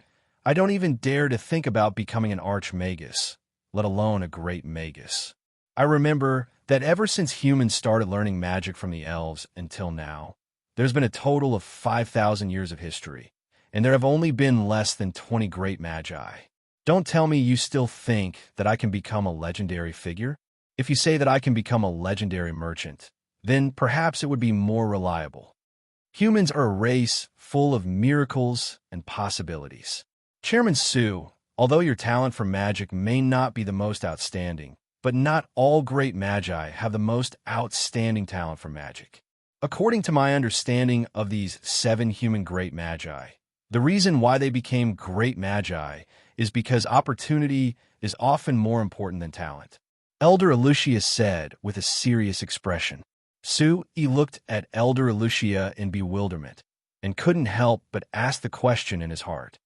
Elder Lucia, why do you care so much about the length of my lifespan? Elder Lucia looked at Chieftain Saluka and Chieftain Monto and said with a slight smile, I think the 2 chieftains should understand why I care so much.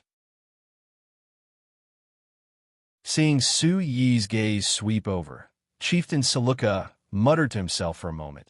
Chairman, you are one of the few humans that can truly cooperate with us dwarves and can improve our lives.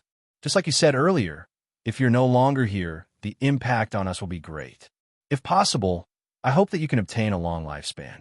This way, we dwarves can cooperate with you for a long time, and our clansmen can always have a good life. I think Elder Lucia should also have this idea. Elder Lucia lightly nodded. Yes. Chairman Su, it is very difficult for us elves to trust a human. Through your performance and my observation, you have almost obtained my complete trust. This is a very rare thing in the past few thousand years. Whether it is for our Night Song tribe's sake or from my own point of view, I sincerely hope that you can have a long lifespan. To be honest, the current you is very important to our Night Song tribe. If you're no longer here, I don't dare to guarantee that our cooperation with humans can continue. Su Yi looked at the sincere faces of Chieftain Saluka and Chieftain Monto, and then looked at the calm expression of Elder Lucia, who didn't seem to be joking at all. He couldn't help but rub his nose and said with some embarrassment, You think so highly of me, I feel a lot of pressure. Let's talk about this kind of distant matter later. Elder Lucia, let's talk about business. I think that since you took the initiative to leave Falling Rainforest and come here to see me, you should have something very important to discuss with me. If there is anything that can be of use to you, I would be very happy. Elder Lucia revealed a faint smile. All right. Chairman Su, the reason why I left Falling Rainforest and came here was to see the environment of Falling Rainforest. I heard Agnes say that this is New Flyer's production base. That's right. Our company's main factories are all gathered here, so it could be said that this is the core of our company. Su Yi replied, Then is this place only allowed to open factories belonging to New Flyer? Elder Lucia asked. Su Yi was a bit stunned. Why do you ask this? Because I want to ask Chairman Su if our Night Song tribe is planning on opening a factory in Falling Rain Valley. Is that possible? Elder Lucia asked. Not only Su Yi, Chief Saluka and Chief Monto on the side were also stunned. Su Yi looked at Elder Lucia in a daze. After a while, he forcefully swallowed a mouthful of saliva, and with great difficulty, he asked in disbelief, Elder Lucia, you're saying that your Night Song tribe is planning on opening a factory? I didn't hear wrong, right? No, you didn't hear wrong. Our Night Song tribe is indeed planning on opening a factory. Elder Lucia looked at Su Yi and was a bit confused. Why is Chairman Su this surprised? Could it be that our Night Song tribe opening a factory is that incredible? It is very hard for me to connect the elves to opening a factory, Su Yi honestly admitted with a nod. Because in my impression, the elves are a noble existence that doesn't eat the food of mortals, and opening a factory is something that only a tacky human merchant like me would do. It is very difficult for me to connect the two together. This is the misunderstanding that you humans have toward us elves. Elder Aleutius said, in reality, we elves need to live a normal life like humans. Like humans, we elves also need to eat, sleep, excrete, and even mate. We elves also need to do most of the things that humans do. So what's so strange about opening a factory like humans? So, he shook his head. He thought that although what Elder Aleutius said was very reasonable, this matter was still too shocking. If you asked any human to think about it, they would definitely not connect the elves to opening a factory. Sui suppressed the strong feeling of disharmony in his heart with great difficulty. He shook his head and said, "All right, the Falling Rain Valley is big enough. If the Night Song tribe is willing to open a factory here, I can represent the new flyer to welcome and support them. But Elder Aleutius, what kind of factory are you planning on opening? Our Night Song tribe only has the technology related to plastic production, so this factory can only be a plastic processing factory." Elder Aleutius replied. Other than that, Agnes told me that Chairman Sue said that rubber processing can also be considered a part of plastic processing, so I want to include rubber processing as well. Sue immediately looked at the 3 female elves of the Moon Shadow tribe who were talking to Still in the distance. He thought that other than Agnes revealing a part of this information, those 3 fellows couldn't escape being involved. After considering it a bit, Sue nodded to Elder Aleutius with a smile. Since Elder Aleutius has this idea, I very much welcome it. Compared to working in a human company and participating in a human business, it is much easier for the elves to understand humans, and it is much easier for them to integrate into our human lives. Elder Aleutius gave a gentle nod. This is the main problem I'm considering.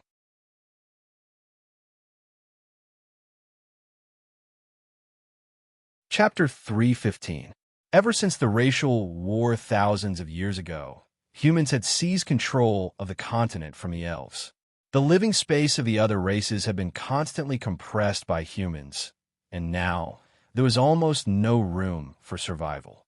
The reason why Elder Aleutius chose to cooperate with Sue and supported Sue was that she hoped to find a way to let the elves have a living space through this opportunity of cooperation with Sue.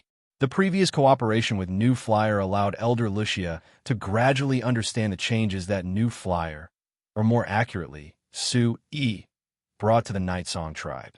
Moreover, it was a positive change that she was happy to see. This made her see the possibility of the elves and humans living together. Elder Aleutius was a very bold and far-sighted elf elder. Since she saw a possibility from Sue and New Flyer, she hoped to increase this possibility. To be specific, she wanted to deepen the cooperation with Sheenfei merchants and let the elves truly integrate into the lives of humans. In Elder Aleutius' opinion, doing business was the most complicated thing in human behavior. It required consideration of countless aspects. The elves had always felt that it was troublesome and even disdained to deal with human relationships. Therefore, after Elder Aleutius made up her mind this time, she simply decided to let the tribe conduct their own business. Directly opening a plastic processing factory was a very good choice. In the previous cooperation with New Flyer, the Night Song tribe had basically mastered all the processes of plastic processing. After the special training in New Flyer, the tribe members were no longer as careless as before. In terms of efficiency and quality, they were gradually approaching or even catching up with human workers. Therefore, Elder Aleutius was confident in directly opening a plastic processing factory. For Elder Aleutius, this was the first springboard for the elves of the Night Song tribe to truly integrate into human society. If this plastic processing factory could establish itself in human society and steadily develop, it meant that the elves had the ability to live together with humans. And if the humans were willing to accept and adapt to the elves opening a factory and treat the elves like normal humans, then Elder Aleutius' goal would be achieved. Of course, Elder Aleutius was very clear that the Night Song tribe currently didn't have the strength and environment to step into human society and directly open a factory. Therefore, she chose to set the location of the plastic processing factory in the Falling Rain Valley. She wanted to rely on New Flyer to take this first step. If Sue was an ordinary human merchant's chairman, he would definitely reject this proposal. This was because the Night Song tribe was only a small contract factory for New Flyer in the past. For the Frestec Chamber of Commerce, it was clear that it was easier to control a factory that didn't have any autonomy. It was also easier for the Frestec Chamber of Commerce to squeeze out the value of the Night Song tribe elves. But Sui was different from normal human merchants. Compared to purely earning money, he cared more about realizing his dreams. To create a magic machine industrial system with the characteristics of the Sign's continent that was dominated by magic, the elves were a power that couldn't be lacking. Human magic was originally learned from the elves. Although the elves' magic was gradually developed into the complex and powerful magic mastered by the humans, the elves were the originators of magic. There were some unique aspects of magic that the humans couldn't master. Therefore, Sui had always hoped that the elves could also participate in the magic machine research. Just like the dwarves, they could apply their special knowledge and skills to magic machines and further develop the magic machine industry. Previously, Sui's attitude towards Elder Alicia was unclear. Therefore, he wanted to wait until their relationship could deepen before slowly bringing up his idea to Elder Alicia. But now, out of Sui's expectations, Elder Alicia took the initiative to propose to establish a factory and take the initiative to invest in the magic machine industry. Sui naturally welcomed it. Of course, he understood it better than Elder Alicia. The elves were extremely bad at interpersonal relationships and didn't have a special understanding of human society. If they really relied on their own strength to establish a chamber of commerce, it would only cause them to break their heads and bleed in the human society that was countless times more complicated than the elven society. There was no possibility of success. In order to keep Elder Alicia's hope, even if she didn't take the initiative to propose, Sui would still ask Elder Alicia to establish the plastic processing factory with his help. The Falling Rain Valley covered an area of more than 10 square kilometers. A plastic processing factory was less than 1,000 square meters. Naturally, it wasn't worth mentioning. Compared to the location, the most important issue was to solve the series of procedures. There was no precedent for the elves or even the other races to establish a chamber of commerce in human society and then establish a factory. Even if the laws of the signs weren't perfect, and it couldn't be compared to the normal countries on Earth, since Elder Alicia wanted to use this plastic processing factory to integrate the elves into human society, it was best to follow the proper procedures. It was a good thing that Sui and Steel came to the Falling Rain Valley to help the other race workers obtain official status. Now that Elder Alicia had proposed this idea, Sui was planning on reporting this matter to 70 as an example. With the king and the kingdom's parliament's attitude towards the other race workers, it would be approved in the end and allow the other races to establish a chamber of commerce factory in the Lampari kingdom. It would take some time to obtain a definite answer. Before this, Sui suggested that Elder Alicia should prepare ahead of time. For example, the location of the factory, the production process of the factory, and the most important thing was how to sell these products. Before, the elves of the Night Song tribe only needed to complete the plastic processing at the New Flyer and didn't need to consider anything else. Now that she wanted to control these matters, Elder Alicia found that if she wanted to run a chamber of commerce and a factory like a normal human merchant, it was a very complicated matter. Sui wasn't planning on taking care of everything this time. In order to let Elder Alicia have enough understanding of human business, Sui would only guide her at key moments. Most of the time, he would let Elder Alicia learn by herself. Every time he saw Elder Alicia listening and seriously learning, Sui felt that it was very strange. Elder Alicia was over 600 years old this year, but she was learning all kinds of basic business knowledge in front of him like a primary school student. This scene was a bit strange, but Elder Alicia didn't feel that it was strange at all. Every time Sui explained a problem, she would be very focused and would ask Sui more questions based on her own thoughts. When he first met Agnes, Sui found that although the elves looked the same as humans, in many aspects of their personality and attitude, they were very different from humans. For example, For a human merchant like Su Yi, it was common sense to save as much as possible. But for the elves, if they really needed to make something, their priority was to make it perfect, and they wouldn't care about the cost at all. After Su Yi mentioned this point, Elder Alicia nodded in understanding. As a company's factory, the most important thing is to make a profit. Su Yi seriously explained to Elder Alicia. Making a profit is a very simple matter. If you throw away all the costs, you can still make a profit from the price of the product. There is no problem in pursuing perfection, but as the leader of a factory, you have to consider profit first, so you have to think of ways to save costs. Elder Alicia softly nodded. Although I don't like this kind of utilitarian thinking, opening a company is utilitarian. Since I chose to open this factory, then I don't have to think about these meaningless problems. Su Yi revealed a faint smile. He thought that Elder Alicia should be the most open-minded of the Night Song tribe.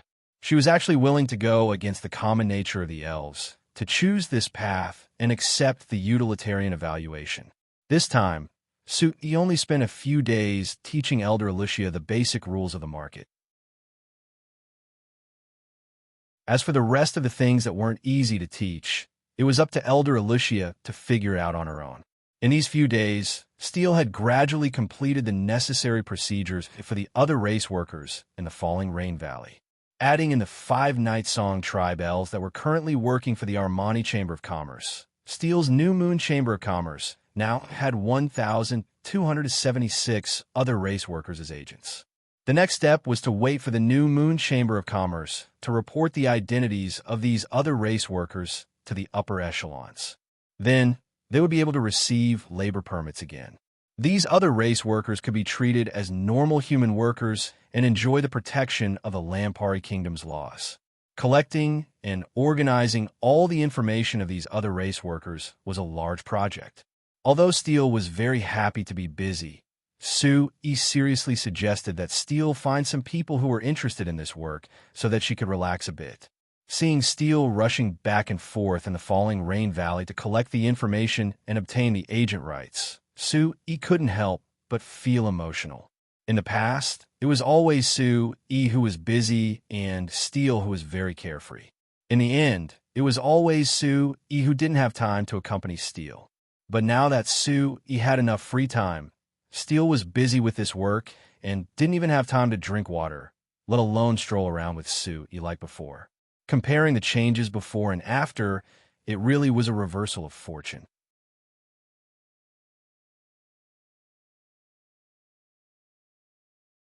Chapter 316. Su Yi and Steele stayed in the Falling Rain Valley for an entire week before leaving. Compared to when they came, there were many more people with them when they left. Other than the 3 female elves from the Moon Shadow tribe and Agnes who was going back to work, there was an extra male and female elves from the Night Song tribe. These 2 elves were specially chosen by Elder Alicia from the Night Song tribe, planning to have them manage the plastic processing factory that the Night Song tribe opened. The male elf was called Amalud. He was mainly in charge of managing the factory. The female elf was called Dalil. She was mainly in charge of negotiating with the outside world. This time, Elder Alicia had the 2 of them go to Banda City with Su Yi. Other than being the representatives of the Night Song tribe to officially apply to the Lampari Kingdom to set up a factory, they also wanted to learn how to manage a company and a factory with Su Yi's help. With Su Yi and the new flyer's current position in Banda City, they could easily find this learning opportunity for them. Other than that, the ones who needed Su Yi's help were the 3 female elves from the Moon Shadow tribe. They wanted to work for a company other than the new flyer, which wasn't difficult for Su Yi. After the Armani Chamber of Commerce hired the 5 elves from the Night Song tribe, it had created a stir in Banta City and the surrounding cities. Because the elves only worked for the Frestek Chamber of Commerce before, no matter how high the price the other companies gave the elves would disdain them. So the other companies had already given up on this idea. This time the elves actually joined a company other than the new flyer, which instantly filled the other companies with hope. They all proposed to Su Yi that they wanted to hire elves. Not mentioning anything else, just the advertising effect of hiring elves was enough to match the high wages of the elves. So if Sui released the news that there were 3 elves who wanted to work for other companies, all the companies in Bana City and the surrounding cities would rush over. For Sui, what he needed to consider first was which company and which job suited the 3 female elves. Steele was their agent and manager, so he had asked them about this before. But because the 3 of them didn't understand the various jobs in human society, they couldn't be certain. So after Sue, E, and Steele brought them to Bana City, they planned on letting them spend some time to understand the jobs before making a decision. But thinking of how they spent 4 months to understand the Night Song tribe, Sue E couldn't help giving a bitter smile. The Night Song clan was just a small clan with a population of about 1,000 elves. It was so simple, yet it took them more than 4 months to understand it. If it were a much more complicated human society with more complicated jobs with different natures, wouldn't it take them 1 or 2 years to have a complete basic understanding of it? Thinking of this, Sui couldn't help asking Agnes, who was sitting in the same carriage as him, "Agnes, what have Stasia and the others been doing in the Night Song tribe during these months? I don't believe that it would take them 4 months to investigate how your tribe cooperated with our company. That would be too exaggerated." Agnes tilted her head to think. They didn't do anything, they just lived with us each day. "President, is 4 months a long time? What do you think?" Sui snappily asked back. Agnes thought about it before saying with a look of understanding, "Oh, right, 4 months is very long for humans. With such a long time, I can even design several new products with Vivian. Look, you also know that time is very precious, right?" Sui said in a gratified voice. Agnes was the elf who had been by his side the longest. Under his influence, she was already used to looking at problems from a human's point of view. Perhaps Elder Alicia saw this happy change from Agnes, so she made the decision to take another step forward. Perhaps it's because the Elder wants them to stay in our tribe for a bit longer. Agnes guessed. Although the Elder didn't tell me, I often saw the Elder talking to them and asking about the Moon Shadow tribe. I feel that the Elder must want to understand what the Moon Shadow tribe is like from them. There is this possibility, but I feel that Elder Alicia doesn't just want to understand the Moon Shadow tribe. Sui thought of how Elder Alicia specially mentioned that she wanted to open a rubber processing factory, so he was even more certain of his guess. The Lampari kingdom didn't have rubber trees, but there were quite a few in the Principality of Constantine. The Moon Shadow tribe was the only elf tribe in the Principality of Constantine, so Elder Alicia wanted to deepen the relationship with the Moon Shadow tribe. It was very likely that she wanted to cooperate with the Moon Shadow tribe in rubber processing. Of course, cooperating with them might not be Elder Alicia's main goal. Her real goal was to strengthen the relationship between the elves of 2 different tribes. Most of the elves in the signs were scattered in various places. Because the elves rarely left the area they lived in, even if the elves of different tribes were of the same race, they rarely contacted each other. Now that there was this chance, Elder Alicia naturally wasn't willing to miss it. On the way, she talked with Agnes about her feelings towards Stasia's group and the Moon Shadow tribe. The horse carriage quickly went from the flat, falling rain road to Bana City. After entering Bana City, Sue, E, and Steele split up. Steele brought the 3 Moon Shadow tribe female elves and the 2 Night Song tribe elves to Sandton Manor to take a look, while also arranging their residences. Sue, E, and Agnes went to the City Lord's Manor. It was already the middle of June, and according to the time that the company's Satsuma count revealed, it was close to the day he would leave Bana City. After Sue, E entered the City Lord's Manor, he saw that the servants were already packing their luggage. After seeing Satsuma count didn't hide anything as he directly said to Sue, "In 3 days, Count Stark, who will take over from me, will come to Bana City to take over from me. So Sui, you only have 3 days left. If there's anything you need me to do, use these 3 days to quickly tell me." Sui shook his head. "Lord City Lord, you've already helped me and the new flyer enough. You should properly take care of your own matters during these 3 days. Please be assured, Count Stark taking over as the City Lord doesn't mean that the end is near, right? Although there will be many problems, I've already made enough preparations. I think it won't affect the development of the new flyer. It's good that you're confident. Satsuma Count gave a rare pat on Su Yi's shoulder, clearly showing his praise for Su Yi. With you leading the new flyer, I believe that it will develop smoothly. Of course, if there are any difficulties, I hope that you can talk to Her Highness more. The main reason why I support you so much is because of Her Highness's clear support for you. I understand. Su Yi nodded. After hesitating a bit, he hesitantly asked, Lord City Lord, Her Highness, is her situation getting better? Satsuma Count revealed a faint smile. You know that caring for Her Highness is a good thing, but my suggestion to you is that you shouldn't care about this right now. Since I'm about to leave, I'll be a bit more direct with you. Su Yi, although you and the new flyer have great potential and Her Highness and I are very optimistic about you, you're still too weak right now and aren't suited for participating in these matters. Since Her Highness and I place importance on your and the new flyer's potential, naturally we need you to develop steadily and not be destroyed midway. Do you understand what I mean? Su Yi slowly nodded. Yes, Her Highness already explained this to me last time. I'm just a bit unwilling. There's nothing to be unwilling about, Satsuma Count said with a serious expression. Remember, you and the new flyer being able to develop is the true wish of me and Her Highness. You don't need to care about anything else right now. Su Yi let out a long sigh and nodded with a bitter smile. All right, I'll remember.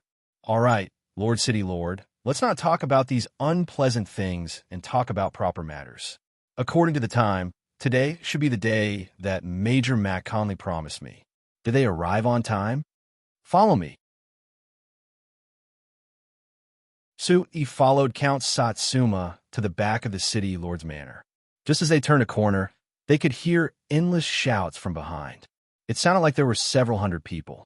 Su Yi asked in a surprised voice, could it be that they're training in the city lord's manor? Satsuma Count Satsuma laughed. They actually came the day before yesterday. Because their statuses weren't suited for the city guard's barracks, and I couldn't find a place to settle them. Since you who should be handling this matter wasn't here, I left them here for now. Su Yi awkwardly rubbed his nose and explained, I thought that they would come on the day of the appointment. Moreover, there were some unexpected matters that I had to take care of, so I didn't have time to come back. Count Satsuma shook his head. There's no need to explain. Safely handing these people to you should be the last thing I can do for you in Banda City, so this isn't much. Su Yi's heart warmed and he gave a slight nod, but he didn't say anything else. He silently followed Count Satsuma forward and arrived at the small field behind the city lord's manor after a while. There was a group of bare-chested large men training under Hart's lead on the small field. Their movements were uniform, and it was shocking just looking at them. However, when Su Yi looked over and counted in his heart, he was surprised. Why are there so many people?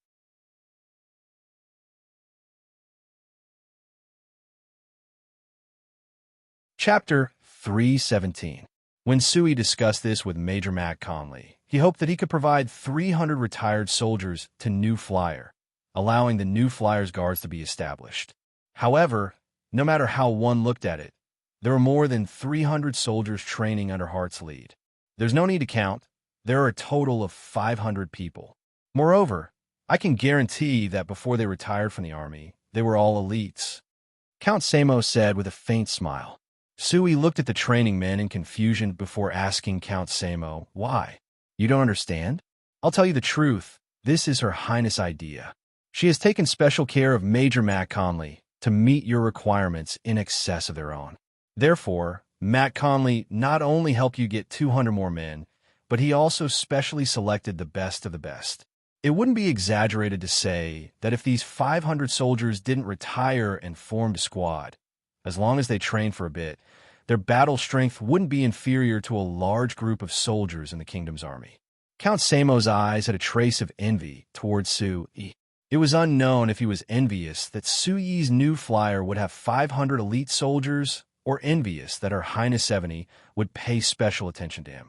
According to the organization of the Lampari Kingdom's army, a large group was made of 3 squadrons for a total of 1,500 people. Count Samo said that these 500 people just needed a bit of training and they would be able to compete with a large group of soldiers. It could be seen that these 500 men were indeed elites.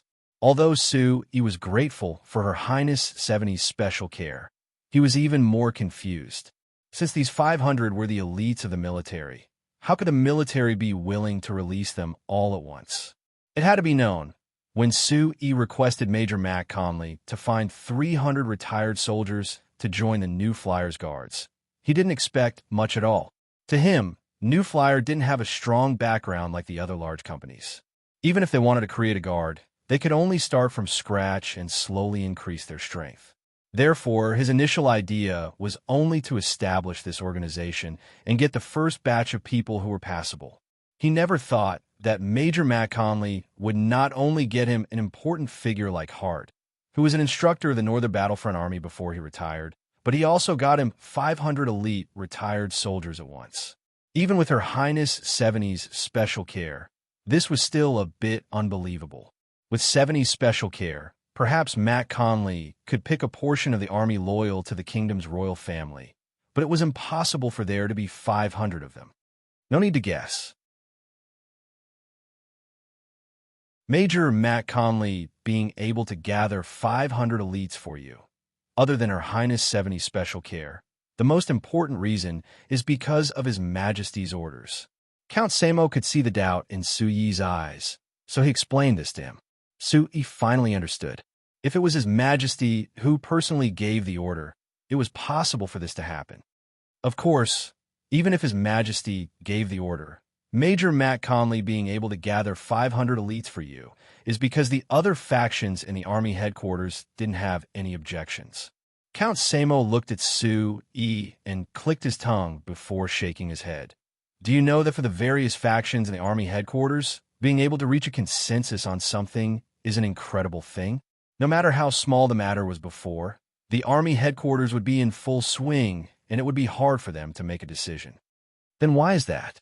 Sui was even more confused. Although our new flyer has cooperated with the army headquarters and helped them before, so the army headquarters will return this favor to me, there are no objections at all. Isn't this a bit strange? Just like how there are people who oppose Her Highness 70, there should be people in the army headquarters who don't like our new flyer. You can treat this as compensation for the magic trebuchet technology that the army headquarters wanted you to hand over. Count Samo replied before turning to look at Hart and the 500 elites who were still training. He said with a soft sigh, "Recently, there have been reports of success from the northern border. After the army headquarters analyzed it, they confirmed that the reason why there was such a strong change on the northern border was mainly because of the cooperation with your new flyer. Not to mention the large effect of the magic trebuchet's might. Just the first batch of armors produced by your new flyer had a very strong effect." Oh, I learned a bit from Viscount Leslie's letter, but he didn't go into detail. What are the specific uses? Sui asked. I'm not clear on the specifics, since I'm not a member of the army headquarters, and I don't have any channels of information. If you want to know, you could try asking Her Highness. Count Samo continued, but I do know that the reason why the army headquarters didn't object to this is because the army headquarters agreed that cooperating with your new flyer would increase the battle strength of the Lampari Kingdom's army. As a soldier, winning is their most important pursuit. If cooperating with your new flyer can help them win, then giving you a trivial 500 elites isn't much. Is that so? Sui gave a cold laugh. If you care this much, don't force me to hand over the magic trebuchet technology if you have the skills. Count Samo revealed a faint smile. He patted Suyi's shoulder and said in a gentle voice, "Although I understand the resentment in your heart, I'll give you a piece of advice. With your current strength, it's best if you don't go against the army headquarters. Being able to obtain the recognition of those important people in the army headquarters and having them reevaluate the importance of cooperating with your new flyer is already a victory for you and the new flyer. As for the magic trebuchet," Count Samo suddenly lowered his voice and said in a mysterious voice, "According to the information I've received, the army headquarters will soon send someone to discuss the magic trebuchet with you. You should prepare your heart." Sui was a bit surprised, but after thinking about it, he found that this should be good news. The army headquarters had forced Su Yi to hand over the magic trebuchet technology, and although Su Yi wasn't willing, he still chose to hand it over. It was like Count Samo said, with the current strength of the new flyer, they didn't have the capital to fight the army headquarters at all. If they didn't hand it over, they definitely wouldn't have received these 500 elites. Moreover, the army headquarters would be discussing the magic trebuchet with Su Yi. Su Yi gave a cold laugh in his heart as a look of disdain appeared in his eyes. These fellows at the army headquarters, did they really think that they could play around with the magic trebuchet technology just because he handed it over? They never would have thought that when Su Yi handed over the technology, he had already dug a giant hole for them to jump into. Now that they were discussing this with Su Yi, it meant that they had already jumped into this hole. What they did next wouldn't be decided by them at all. These thoughts flashed in his mind as Su Yi's warm smile returned to his face. He said with a nod, "All right, I'll wait for the army headquarters people to come. But before they come, I have to first welcome the soldiers of our new flyer." Su Yi wanted to welcome Hart and the 500 elites, but with Su Yi's appearance, most of the 500 veterans weren't that enthusiastic at first. There were even some people who had hostility and disdain in their eyes. Before they were sent here, they had already been told why they were sent here. Actually, they were all elites of the army, and half of them were still in service. Not only were they the main force of their troops, they didn't have any thoughts of retiring. However, the army headquarters had forced them to leave the army and gathered them here. They were also told that they would be joining the Frestack Chamber of Commerce's guards. Although these soldiers had heard of the new flyer before, they didn't know as much as normal people. Because they were forced to retire because of a new flyer, these people didn't have a good impression of a new flyer. Moreover, in the eyes of these elites, a normal company's guard wasn't even worth a fart. Now that they had come here to be the guards of this company, it was simply a kind of humiliation to them. Therefore, they naturally wouldn't be friendly to Su Yi and would even reveal hostility. However, when Su Yi finished his welcome speech and began to announce the various benefits of the new flyer's guards, the hostility and disdain in these people's eyes were gradually replaced by shock and disbelief. There is also uncontrollable joy that completely squeezed out the hostility and disdain in their eyes. According to the conditions that Su Yi announced, after becoming the guards of the new flyer's guards, they would start off as first-rank guards and enjoy all the benefits of first-rank guards. And according to the rules of the new flyer, a first-rank guard's monthly salary was 15 gold coins. Just this point alone made the eyes of the 500 elites light up. Although they were the elites of the various armies of the Lampari Kingdom, the Lampari Kingdom's finances were weak and the military was poor. They couldn't even guarantee that every soldier would have a complete set of armor and weapons. Naturally, there was no need to mention the benefits. Originally, according to the rules of the military, every soldier would receive a certain amount of allowance. Ordinary soldiers would receive around 20 gold coins a year, while these elites would receive more than 30 gold coins because of their military achievements. But in reality, the number of times these subsidies were actually distributed was very few. Among these 500 people, there were only a few who could receive them each time. Moreover, even if they received them every time, it would only be 30 gold coins a year. A first-rank guard of the new flyer could receive 15 gold coins a month, which meant that they would receive 180 gold coins a year. God above, not a single one of these 500 people had ever seen a huge sum of 180 gold coins. Just hearing about the basic salary made everyone's resistance and enmity towards the new flyer disappear without a trace. When they heard the benefits that Su Yi announced next, they couldn't help feeling excited and couldn't suppress their excitement. According to Su Yi, apart from the basic salary, a first-rank guard would also receive some basic benefits. For example, they would be given some rice, flour, oil, salt, and other daily necessities every month. In addition, during festivals, the new flyer would also give out other benefits. These things might not seem very eye-catching, but they were all extremely practical and easily captured the hearts of these soldiers who were all from ordinary families. Other than these benefits that could be seen, the Frestack Chamber of Commerce's guards also enjoyed some extra protection. For example, if a guard was injured or even killed while carrying out a mission from the company, then the new flyer would provide compensation. If the guard was injured, the new flyer would fully bear the cost of treatment and receive a normal salary during the period of injury. And if the guard was heavily injured or even killed, the new flyer would provide a large amount of compensation. Hearing Sue promise that if a guard died while carrying out a mission from the company, then the new flyer would compensate 1,000 gold coins to the chosen guard. In an instant, many people had the idea of selling their lives to Sue. If it wasn't for their family's financial situation, why would an ordinary person choose to join the army? Therefore, although these 500 people were elites in the army, their family situation was mostly poor. And because of the poverty of the Lampari Kingdom's military, they could only support themselves in the army and couldn't improve their family situation. To them, 1,000 gold coins was not only a huge sum of money they had never seen before, but it was also a huge sum that they had never even thought about. If someone gave them 1,000 gold coins to buy their lives, then these elite soldiers who had already fought countless times on the battlefield and were indifferent to death would definitely be very willing. Even at that moment, there were many people who secretly thought that after joining the Frestec Chamber of Commerce's guards, they would immediately die in the middle of a mission.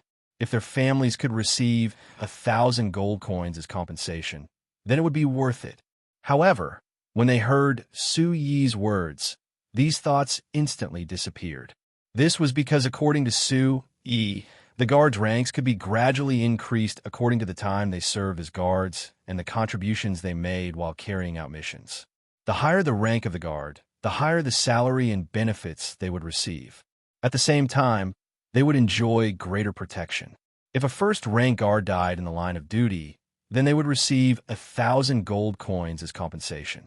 If a second-rank guard died in the line of duty, then the compensation would become 1,500 gold coins. And if it was a third-rank guard, then the compensation would increase to 2,000 gold coins. But if they became a third-rank guard, who would be stupid enough to seek death? A third-rank guard's monthly salary was a full 30 gold coins.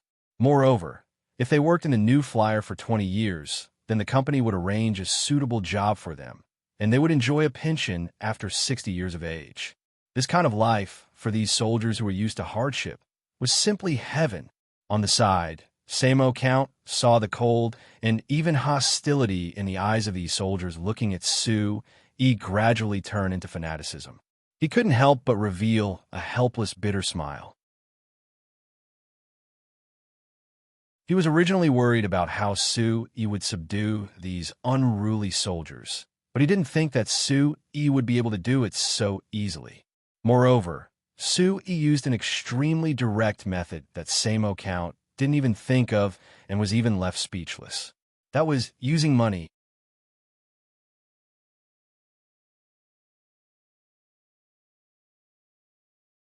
Chapter 3:18. The effects of throwing money at them were very good.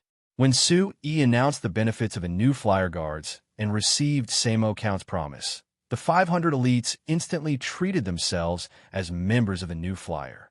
Although before this, they still needed to sign a contract with the Frestec Chamber of Commerce and go through some related procedures to fulfill their wishes. As long as one saw their eyes filled with joy and expectation, they knew that it wasn't hard for them to throw themselves into guard work. Su Yi first had Samo Count issue a certificate in the name of the Banta City Lord Manor, proving that these 500 elites had the right to join the new flyer. Then he immediately had Samo Count send someone to inform Kennard, who was at Santon Manor, to have him take care of the rest. After Kennard hurried over with a few assistants, he immediately began to verify the identities of Hart and the 500 elites. Then, he began to sign employment contracts with them in an orderly manner. There were quite a few of these 500 elites who were literate. When they saw that the contract clearly stated the benefits they would receive after becoming guards of the Frestec Chamber of Commerce, it was no different from what Su Yi had just said and was even more detailed. They immediately calmed down, and each person directly chose to sign the contract. Su Yi naturally wasn't prepared to meddle in these matters.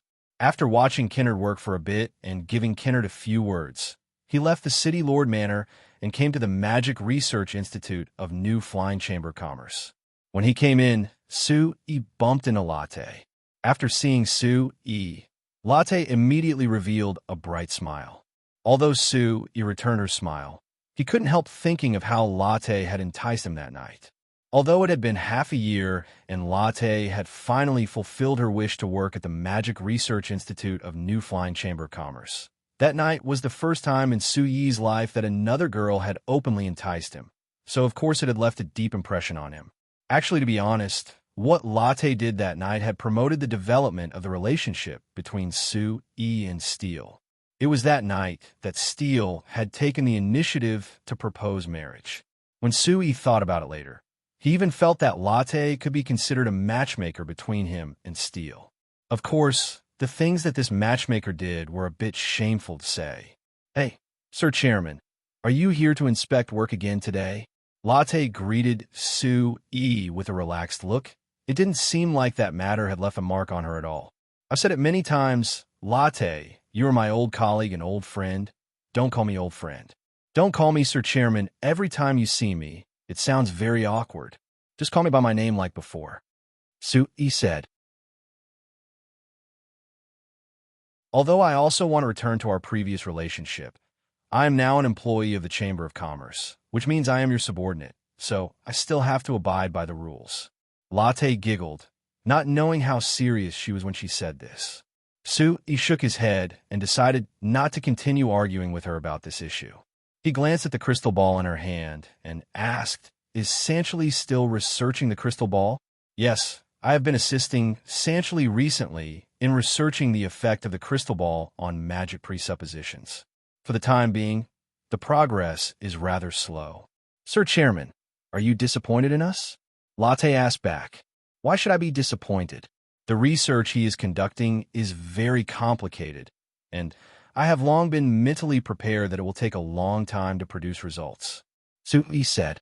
Latte lowered her head to look at the crystal ball and asked with some confusion, "Sir Chairman, why are you so confident in this research?"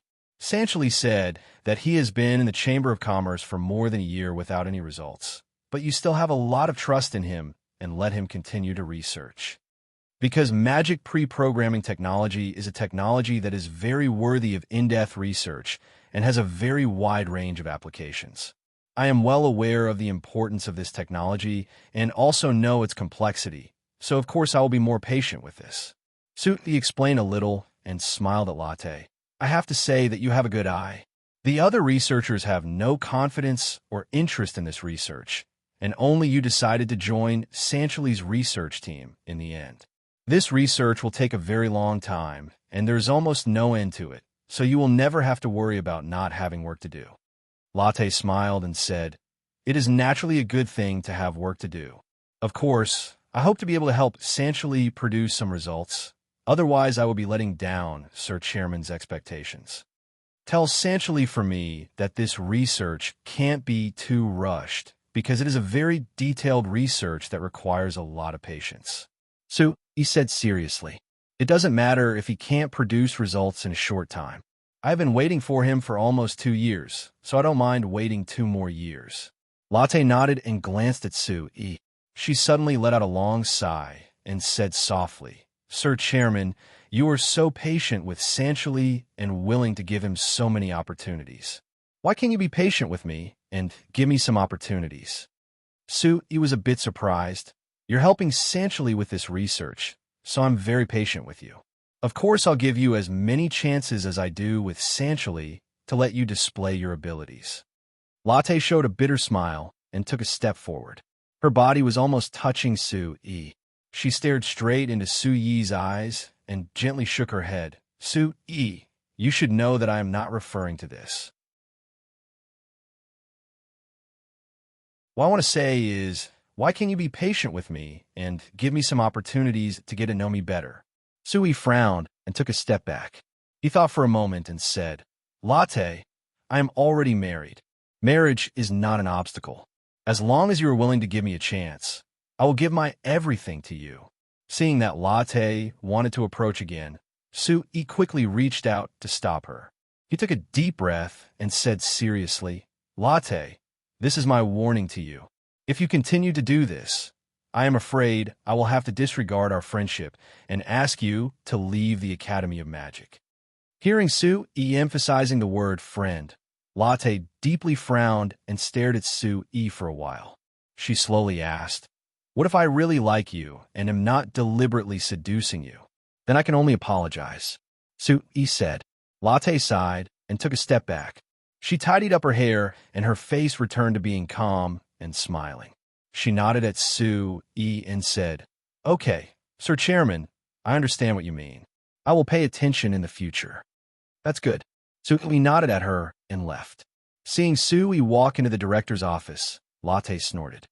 "Oomph, I don't believe you are not moved at all." Sue-E, who had already entered the director's office, naturally could not hear these words. Moreover, his mind was filled with another matter.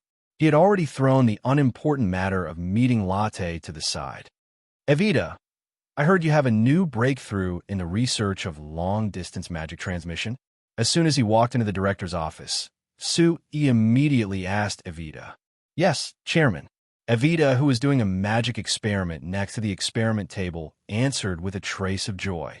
"Then what is this breakthrough?" Sue-E asked.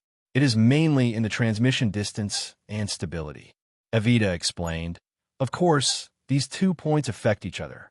It is because of the breakthrough in the research of transmission stability that the transmission distance can be increased. And it is because we want to increase the transmission distance that we are thinking of ways to increase the transmission stability. This is what I told you before. Different research in the same system is actually related to each other. Then what new discovery did you make this time that allowed these 2 important parameters to have a breakthrough?" He asked again. Evita picked up a long, white, thin noodle-like line from the experiment table. "Chairman, look, this is my newest research, the Magic Array Line Stabilization Package. If we use this Magic Array Line Stabilization Package to wrap around it, it will greatly reduce the loss of magic power while increasing the stability and efficiency of the Magic Array Line Stabilization Package. Moreover, under the protection of this Magic Array Line Stabilization Package, the damage to the Magic Array Line Stabilization Package will be very weak." "Chairman, if we can use this Magic Array Line Stabilization Package to protect the Magic Array Line Stabilization Package, then the lifespan of our company's magic machines will greatly increase. At the same time, it will reduce the chances of problems occurring." So we didn't say anything. He first took the Magic Array Line Stabilization Package from Evita's hands and then drew a simple second-grade flame magic array on the experiment table. Then he connected the line to the magic array and placed his finger on the other end. A trace of magic power came out of Su-Yi's body and entered the flame magic array through the Magic Array Line Stabilization Package. Boom! A ball of flame suddenly appeared in the middle of the flame magic array. Su-Yi carefully observed the height and brightness of the flame. After comparing in his mind, he happily found that compared to normal flame magic, the flame magic array's effect was only a bit weaker. It had to be known that a magic array's power couldn't compare to normal magic. Not to mention that Su-Yi used the Magic Array Line Stabilization Package to transfer magic power from a long distance, replacing the use of magic crystals. And this magic array's effect was no different from real magic. Other than proving that Su-Yi's flame magic array was very good, it also proved that magic power didn't need to be consumed when passing through the Magic Array Line Stabilization Package. This was a very powerful function, because if magic power didn't need to be consumed when passing through the Magic Array Line Stabilization Package, then it meant that magic power could be transferred without limit. Su-Yi used 2 fingers to pick up the noodle-like line that Evita called the Magic Array Line Stabilization Package, and his heart skipped a beat. Why did this thing look so similar to a wire?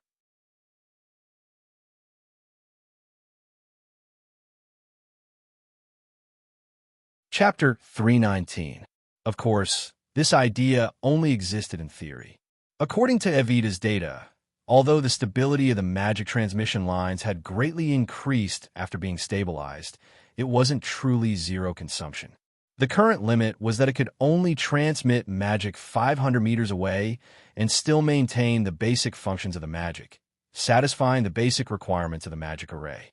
If it exceeded 500 meters, the magic would still be in chaos because of the consumption of magic, so it wouldn't be able to activate the magic array. Although, compared to the previous limit of 100 meters, this was already 5 times longer, compared to the power lines that could transmit electricity over 1,000 kilometers away. The difference couldn't be compared at all.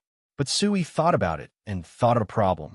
Although electricity transmission on Earth could be completed as long as the power grid was laid out, in reality, electricity would still be consumed no matter what kind of conductor it was in. The reason why the power from the power plant could be transmitted hundreds, thousands, or even thousands of kilometers away was mainly because the power grid didn't only have wires. There would also be adjustment facilities, such as substations and power distribution rooms, set up at intervals to ensure that the power could still maintain a certain level of strength after a certain distance to meet the actual needs of the power. Another reason was that the output voltage would be higher than the actual needs of the electricity. That way, even if there was consumption along the way, there would still be enough room to adjust when it reached the substation. If this theory was applied to the magic transmission, it would be the magic crystal that was responsible for the output of the magic. It would provide a high level of magic, and there would be a device that would adjust the magic frequency midway, adjusting the magic that entered to meet the strength and frequency of the magic array. After Sui told this idea to Evita, Evita's eyes lit up and her expression was filled with excitement. This idea is too great. Chairman, you really are a genius. Evita excitedly went around the lab table a few times, becoming more and more excited as she thought about it. This idea is definitely feasible. This is great. Why didn't I think of this before? If we can realize this theory, we can even transmit magic from Banta City to Anvil Mars City. Thinking of this possibility, Evita couldn't help breaking out in laughter. Evita was usually quiet and calm, and this was the first time Sui had seen her lose her composure. It could be seen how excited she was. Seeing the excited Evita, Sui waved his hand with a smile. Don't be happy too early. In order to achieve this goal, there were many important issues that needed to be resolved. First of all, how should one adjust the mana at will?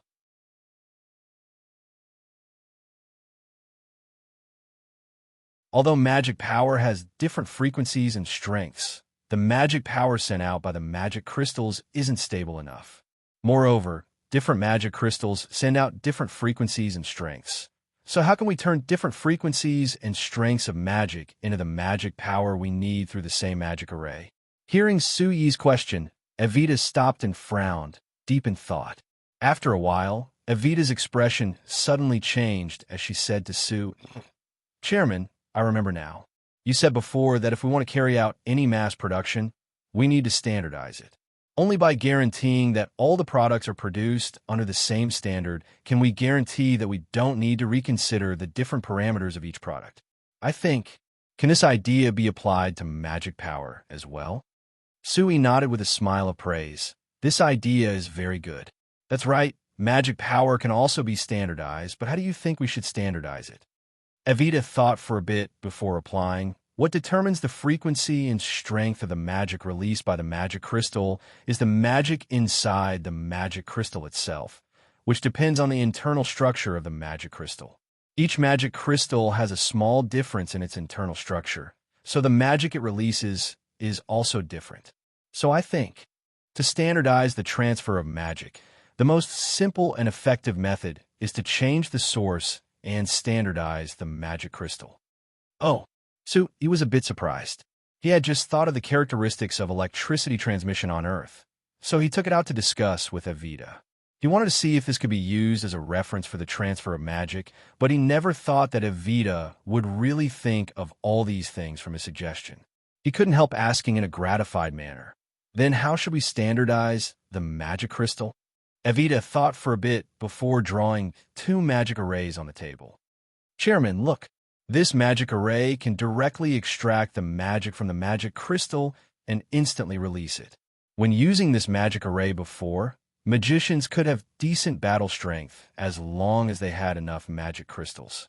But later, everyone found that this magic array actually used very little magic from the magic crystal because it was just using the simplest method to release the magic from the magic crystal. It didn't go through any magic processing, so it was actually very wasteful. Evita pointed at a relatively simple magic array as she spoke. Sui looked down, and with his strong understanding of magic arrays, he could tell that this magic array's function was indeed very simple. Then what you mean is that we should use this magic array to draw out the mana from the magic crystal and then use another magic array to compress the mana again. Evita looked at Sui in surprise, as her eyes were filled with admiration. Right. Sir Chairman, you shouldn't have recognized this magic array, right? Because I saw in a very old book several years ago, there aren't many magicians who know about it now. Sui revealed a faint smile. I was just guessing based on the characteristics of this magic array. Evita, you actually know about such an unpopular magic array and can instantly think of these two magic arrays. You really are incredible. Evita's face turned a bit red as she said with a smile, Sir Chairman is overpraising me. I've only considered this problem when I was doing research before, but I never thought of using it in this aspect. I only thought of it after you reminded me, but it's already very useless. All right, there's no need to be modest. Since you've considered this problem before, you should have some experience, right? Do you think that with these two magic arrays, we can standardize the magic crystal? Sui asked. I can't do it for now. Evita shook her head. Because the second magic array isn't complete, there's no way to truly release the magic from the magic crystal and condense it again. Based on this array diagram, it indeed isn't complete. Sui looked down at the second magic array for a bit, and after thinking about it, he nodded. That's not a problem. Since it isn't complete, then we'll complete it. Based on the array diagram, there's no problem with the direction of this magic array. The problem we need to solve now is to make the magic gathered by this magic array be complete and not waste the magic from the magic crystal as much as possible. Then, we need to make sure that the condensed magic crystals have a uniform standard. We can even control the quality of the magic crystals so that the magic it releases can reach a certain frequency and intensity according to our thoughts. Yes, this is something that must be done. Evita nodded with a smile.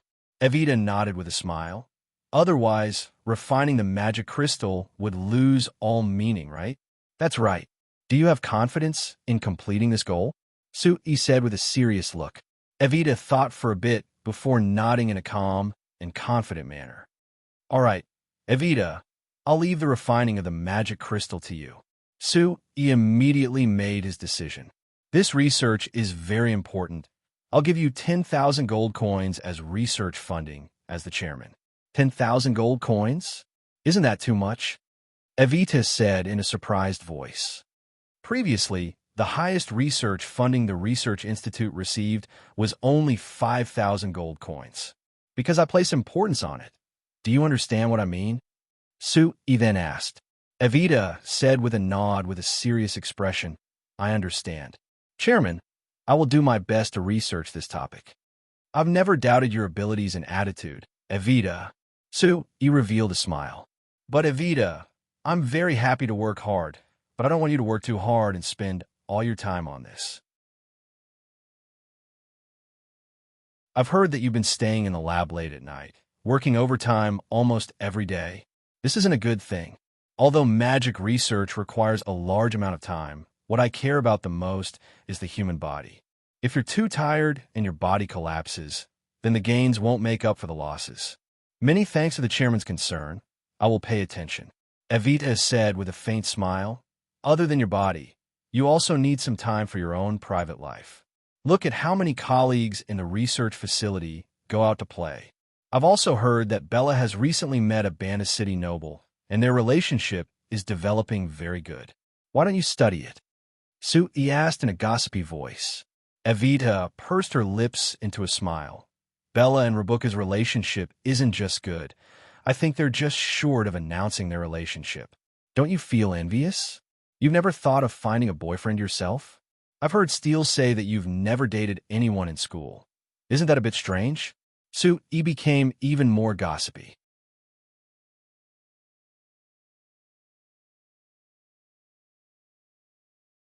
Chapter 320. Evita looked at Sue E and shook her head with a sigh. She shook her head. I wasn't interested in these things before, and I've never met a man that moved my heart. When I met one, it was already too late. Too late? How is it too late? Hearing that Evita was moved by a man, Sue E was filled with curiosity. This was because in Steele's description of her friends and classmates, Evita's personality was the one she admired the most. But Evita was also the only one who had never shown any interest in the relationship between men and women. When these classmates talked to each other, they would often feel that it was a pity. This was because Evita wasn't an arrogant girl that was hard to approach. Rather, she was very gentle and kind.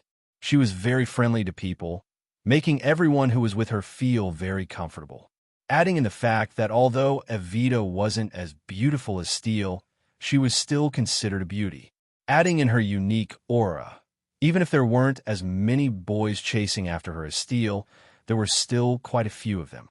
However, Evita didn't show any interest at all and didn't choose to interact with any of them. Steele and Akali even teased her that she didn't like men at all and was a lesbian. Sue, who had heard Steele's description of this, suddenly heard that Evita had met a man that moved her heart. Even if he didn't have a gossipy personality, his curiosity exploded. However, Evita looked at Sue for a while before slowly shaking her head and saying in a soft voice, "This is my private matter. Chairman, you shouldn't ask." Sue was stunned before reacting with an awkward smile. "Right, this is my fault. I hope you don't mind." "I don't mind."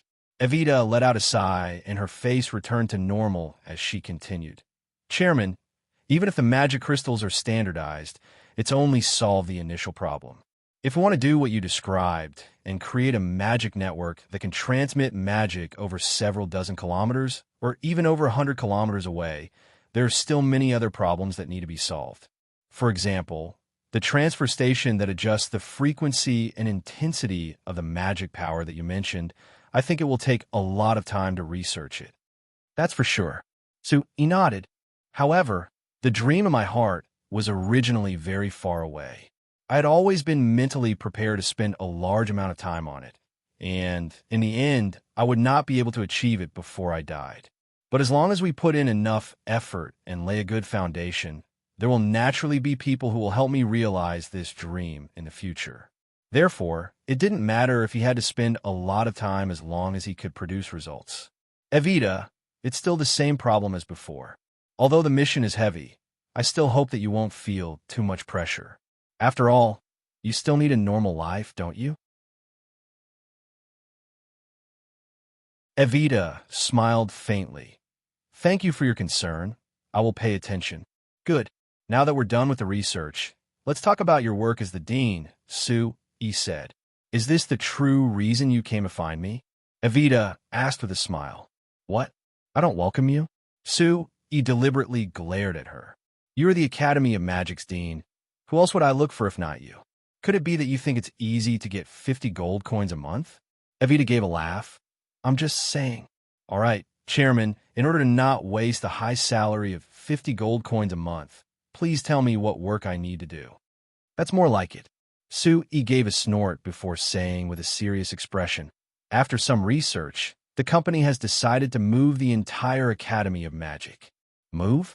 Evita was stunned. Evita was surprised. "To where?" "To the Falling Rain Valley." Sue replied. "Why?" Evita was even more shocked. Evita was even more surprised. "Isn't the Academy of Magic in Banna City good? Why do you need to move to a place as far away as the Falling Rain Valley?" "Because the Falling Rain Valley has already become our new Flyers production base.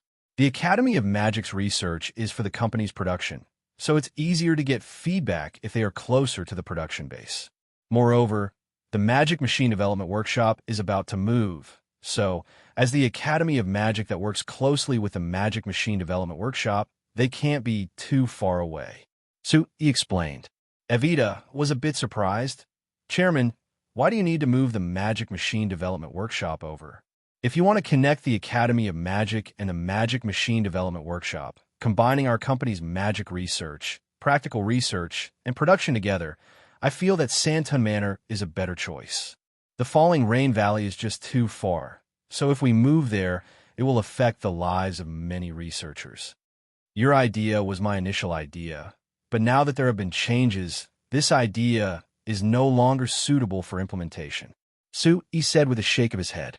Why? Evita asked in a curious voice. It's the same reason why you're not willing to tell me who the man in your heart is. It's not convenient for me to tell you this reason. Sui said with a faint smile. Evita couldn't help rolling her eyes at Sui. Chairman, I never thought that you would be so narrow-minded. Sui laughed. I am this narrow-minded. Anyway, this is the final decision. You can give your opinion as the research facility's chief, but it's useless to object. You should quickly inform everyone about this matter and have the researchers prepare to move. Evita's expression was a bit awkward. Chairman, most of the researchers are already used to living in Banda City. If you have them leave and move to the Falling Rain Valley that is 60 kilometers away, I'm afraid they won't be used to it. I'm worried that many people will object. Tell them that for this move, the company will give each researcher some compensation. At the same time, we will solve all their living problems in the Falling Rain Valley, so they don't need to worry. Other than that, tell them some good news. The company has decided to change their vacation from 1 day every half month to 1 day every week, so they will have time to come back to Banda City each week. Moreover, the company will specially contact the First and Carriage Company to open a public carriage line from Banda City to the Falling Rain Valley, guaranteeing that they can come back at any time. Sui said, If it's like this, there should be fewer people who object. Evita said with a nod. If there are still people who object, tell them that this is the decision of the chairman and no one is allowed to object. Sui waved his hand and said in a domineering voice. Evita pursed her lips into a smile. Chairman, I can say this to the other researchers, but there is one researcher that I can't. Who is this arrogant? Sui asked. Of course, it's our research facility's only special researcher, His Excellency, Great Magician Camilla. Seeing Sui's speechless expression, Evita secretly laughed. Hashtag. You're in such a rush to move. Could it be that you're worried that Count Stark will target you? After hearing Sui's reason for coming, Great Magician Camilla asked this with a frown. Sui was surprised. Grandfather, you also know? Great Magician Camilla gave a cold snort. What? Do you think that I'm an old man who doesn't know anything? Sui quickly waved his hand. Of course not. I'm just surprised that you care about these trivial matters. If it was anyone else, of course I wouldn't care about them. But you're my only granddaughter's husband, so of course I have to care about you. Great Magician Camilla said with another snort. There are some fellows who want to cause trouble for you. If I acted like I didn't know, it would be strange if Steele didn't blame me. Sui said in an apologetic voice. I've made you worry about my matters. I'm really sorry. No need to apologize to me. We are family now. Your matters are my matters. Speak. What do you need me to do? Although I don't have any influence, I am still a great magician. As long as I speak, no matter who it is, they will have some scruples. Sui shook his head with a smile. No need. Grandfather, now isn't the time to use your trump card. Although there will be some trouble, I believe that I can deal with it. There won't be a problem. Is that so? Great Magician Camilla looked over Sui before nodding. All right, I believe you. But Brat, when you need me, you mustn't be polite. You and Steele being able to live smoothly is my greatest hope right now. Even if it's my favorite magic research, it can't compare to this. Sui said with a faint smile. Relax. You are my family now. I'll be polite to anyone, but I won't be polite to you, right? That's good. Great Magician Camilla was very happy with Sui's words, and his mood became much better. He pulled Sui to his lab table and pointed at a complicated magic array on it as he said, The matter of moving is a small matter. You just need to prepare a house for me in the Falling Rain Valley. Compared to this small matter, the magic array I've been researching in the past few days is much more important. Sui looked down at the magic array and slightly knit his brows. This magic array is very strange. Great magician Camilla laughed. How about it? Even if you have a strong talent in magic arrays, you can't understand this magic array, right?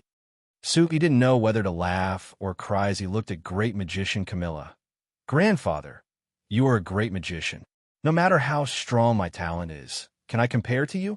All right, stop keeping me in suspense and tell me what use this magic array has. Come, I'll give you a demonstration. Great magician Camilla took a small iron rod that was only the length of his pinky finger and was even thinner than his pinky finger. He placed it in the center of the magic array and then reached out to touch the magic array, sending a large amount of magic power into it. The magic array instantly lit up with a dark brown glow, allowing Sui to understand that this should be an Earth-attributed magic array. While he was wondering what kind of effect the Earth-attributed magic array had on a small iron rod, Sui was shocked to find that the small iron rod in the center of the magic array was actually melting bit by bit. It melted very quickly, and in less than 5 minutes, the small iron rod had turned into a pool of molten iron. What surprised Sui the most was that even though the small iron rod had turned into molten iron, it didn't show any signs of high temperature. With Sui's understanding of iron, he knew that iron had a very high melting point. To turn iron into molten iron, it had to be in an extremely high temperature. Under this terrifying high temperature, the air above the molten iron would distort because of this. However, Sui didn't find this phenomenon in this small pool of molten iron. He didn't give up and placed his hand on the molten iron, but he still didn't feel any high temperature. No need to try, this molten iron is still cold. In front of Sui's shocked gaze, great magician Camilla actually reached out a finger to touch the molten iron. Then he dipped a bit into the molten iron and placed it on the back of Sui's hand. When his skin touched the molten iron, Sui could feel that the molten iron was still cold. This completely surpassed Sui's common sense. Sui couldn't help looking at great magician Camilla, waiting for his explanation. Seeing Sui's curious expression, great magician Camilla's heart was filled with satisfaction. He gave a loud laugh before explaining, "You should be able to see that this is Earth-attributed magic." Accurately speaking, it is a high-level Earth-attributed rock-attributed magic. Don't ask me why. I also don't know why rock-attributed magic has an effect on iron. If I have to say, it should be because iron is refined from ores, so it is also a part rock-attributed magic. Sui's expression was strange. Isn't your explanation a bit confusing? You are a great magician. Could it be that you don't understand the use of rock-attributed magic? Great magician Camilla glared at Sui. You think that magic is something you can understand that easily? Let me tell you, humans have been learning magic from the elves for 5,000 years. But the more time passes, the more they feel that the world of magic is boundless. It is impossible to completely understand it. So it isn't strange for me to find a new magic array. Then again, why do you care about this? Just tell me, is this magic array useful to you? It's useful, of course it's useful. Sui kept nodding. It's not just useful, it's simply too useful. The magic machine industrial system that I dream of, the material that I need the most is iron. This magic can actually change the state of iron at room temperature. If you properly study it, there are many places where it can be used. I can't even imagine how many uses it has. Great magician Camilla nodded with a satisfied smile. I knew it would be useful. It seems like my idea of finding a breakthrough was correct. It was originally like this: why can fire and wind attributed magic be used on magic machines, but why can't earth and water attributed magic be used on the 4 great elements? This doesn't conform to the rules. Sui's eyes lit up. This means, Grandfather, you've also studied water attributed magic? Did you find anything? Great magician Camilla glared at Sui. Do you think that studying magic is like eating and sleeping? Do you think it'll happen just because you say so? Just studying this magic array took me a lot of time and effort. How could I have that much free time to study water-attributed magic? It's fine if you want to study water-attributed magic, but just wait. Sui laughed, thinking that he was in too much of a rush. Magic research, or rather the magic machine industrial research, had just begun in signs, so even a small breakthrough was very hard to come by. He was able to obtain two important research results from Evita and great magician Camilla in a single day. This was already very hard to come by. It was something worth celebrating. So how could he hope for more? Thinking of this, Sui immediately calmed down. He looked at the unique magic array on the table and the molten iron that was gradually solidifying. After thinking about it, he asked, "That's right, grandfather. What is the name of this magic array? I was too focused on studying it. I never thought a name." Great magician Camilla said with an indifferent look, "Since this magic array is for you to use, then you can give it a name." Sui looked at the molten iron that was about to solidify on the table, and a trace of ridicule appeared in his heart. "This magic array can change the state of iron. How about we call it the Transformer Array?" You're tuning into the Warrior Lore YouTube channel. Don't forget to subscribe and join us on this journey to catch the most captivating stories.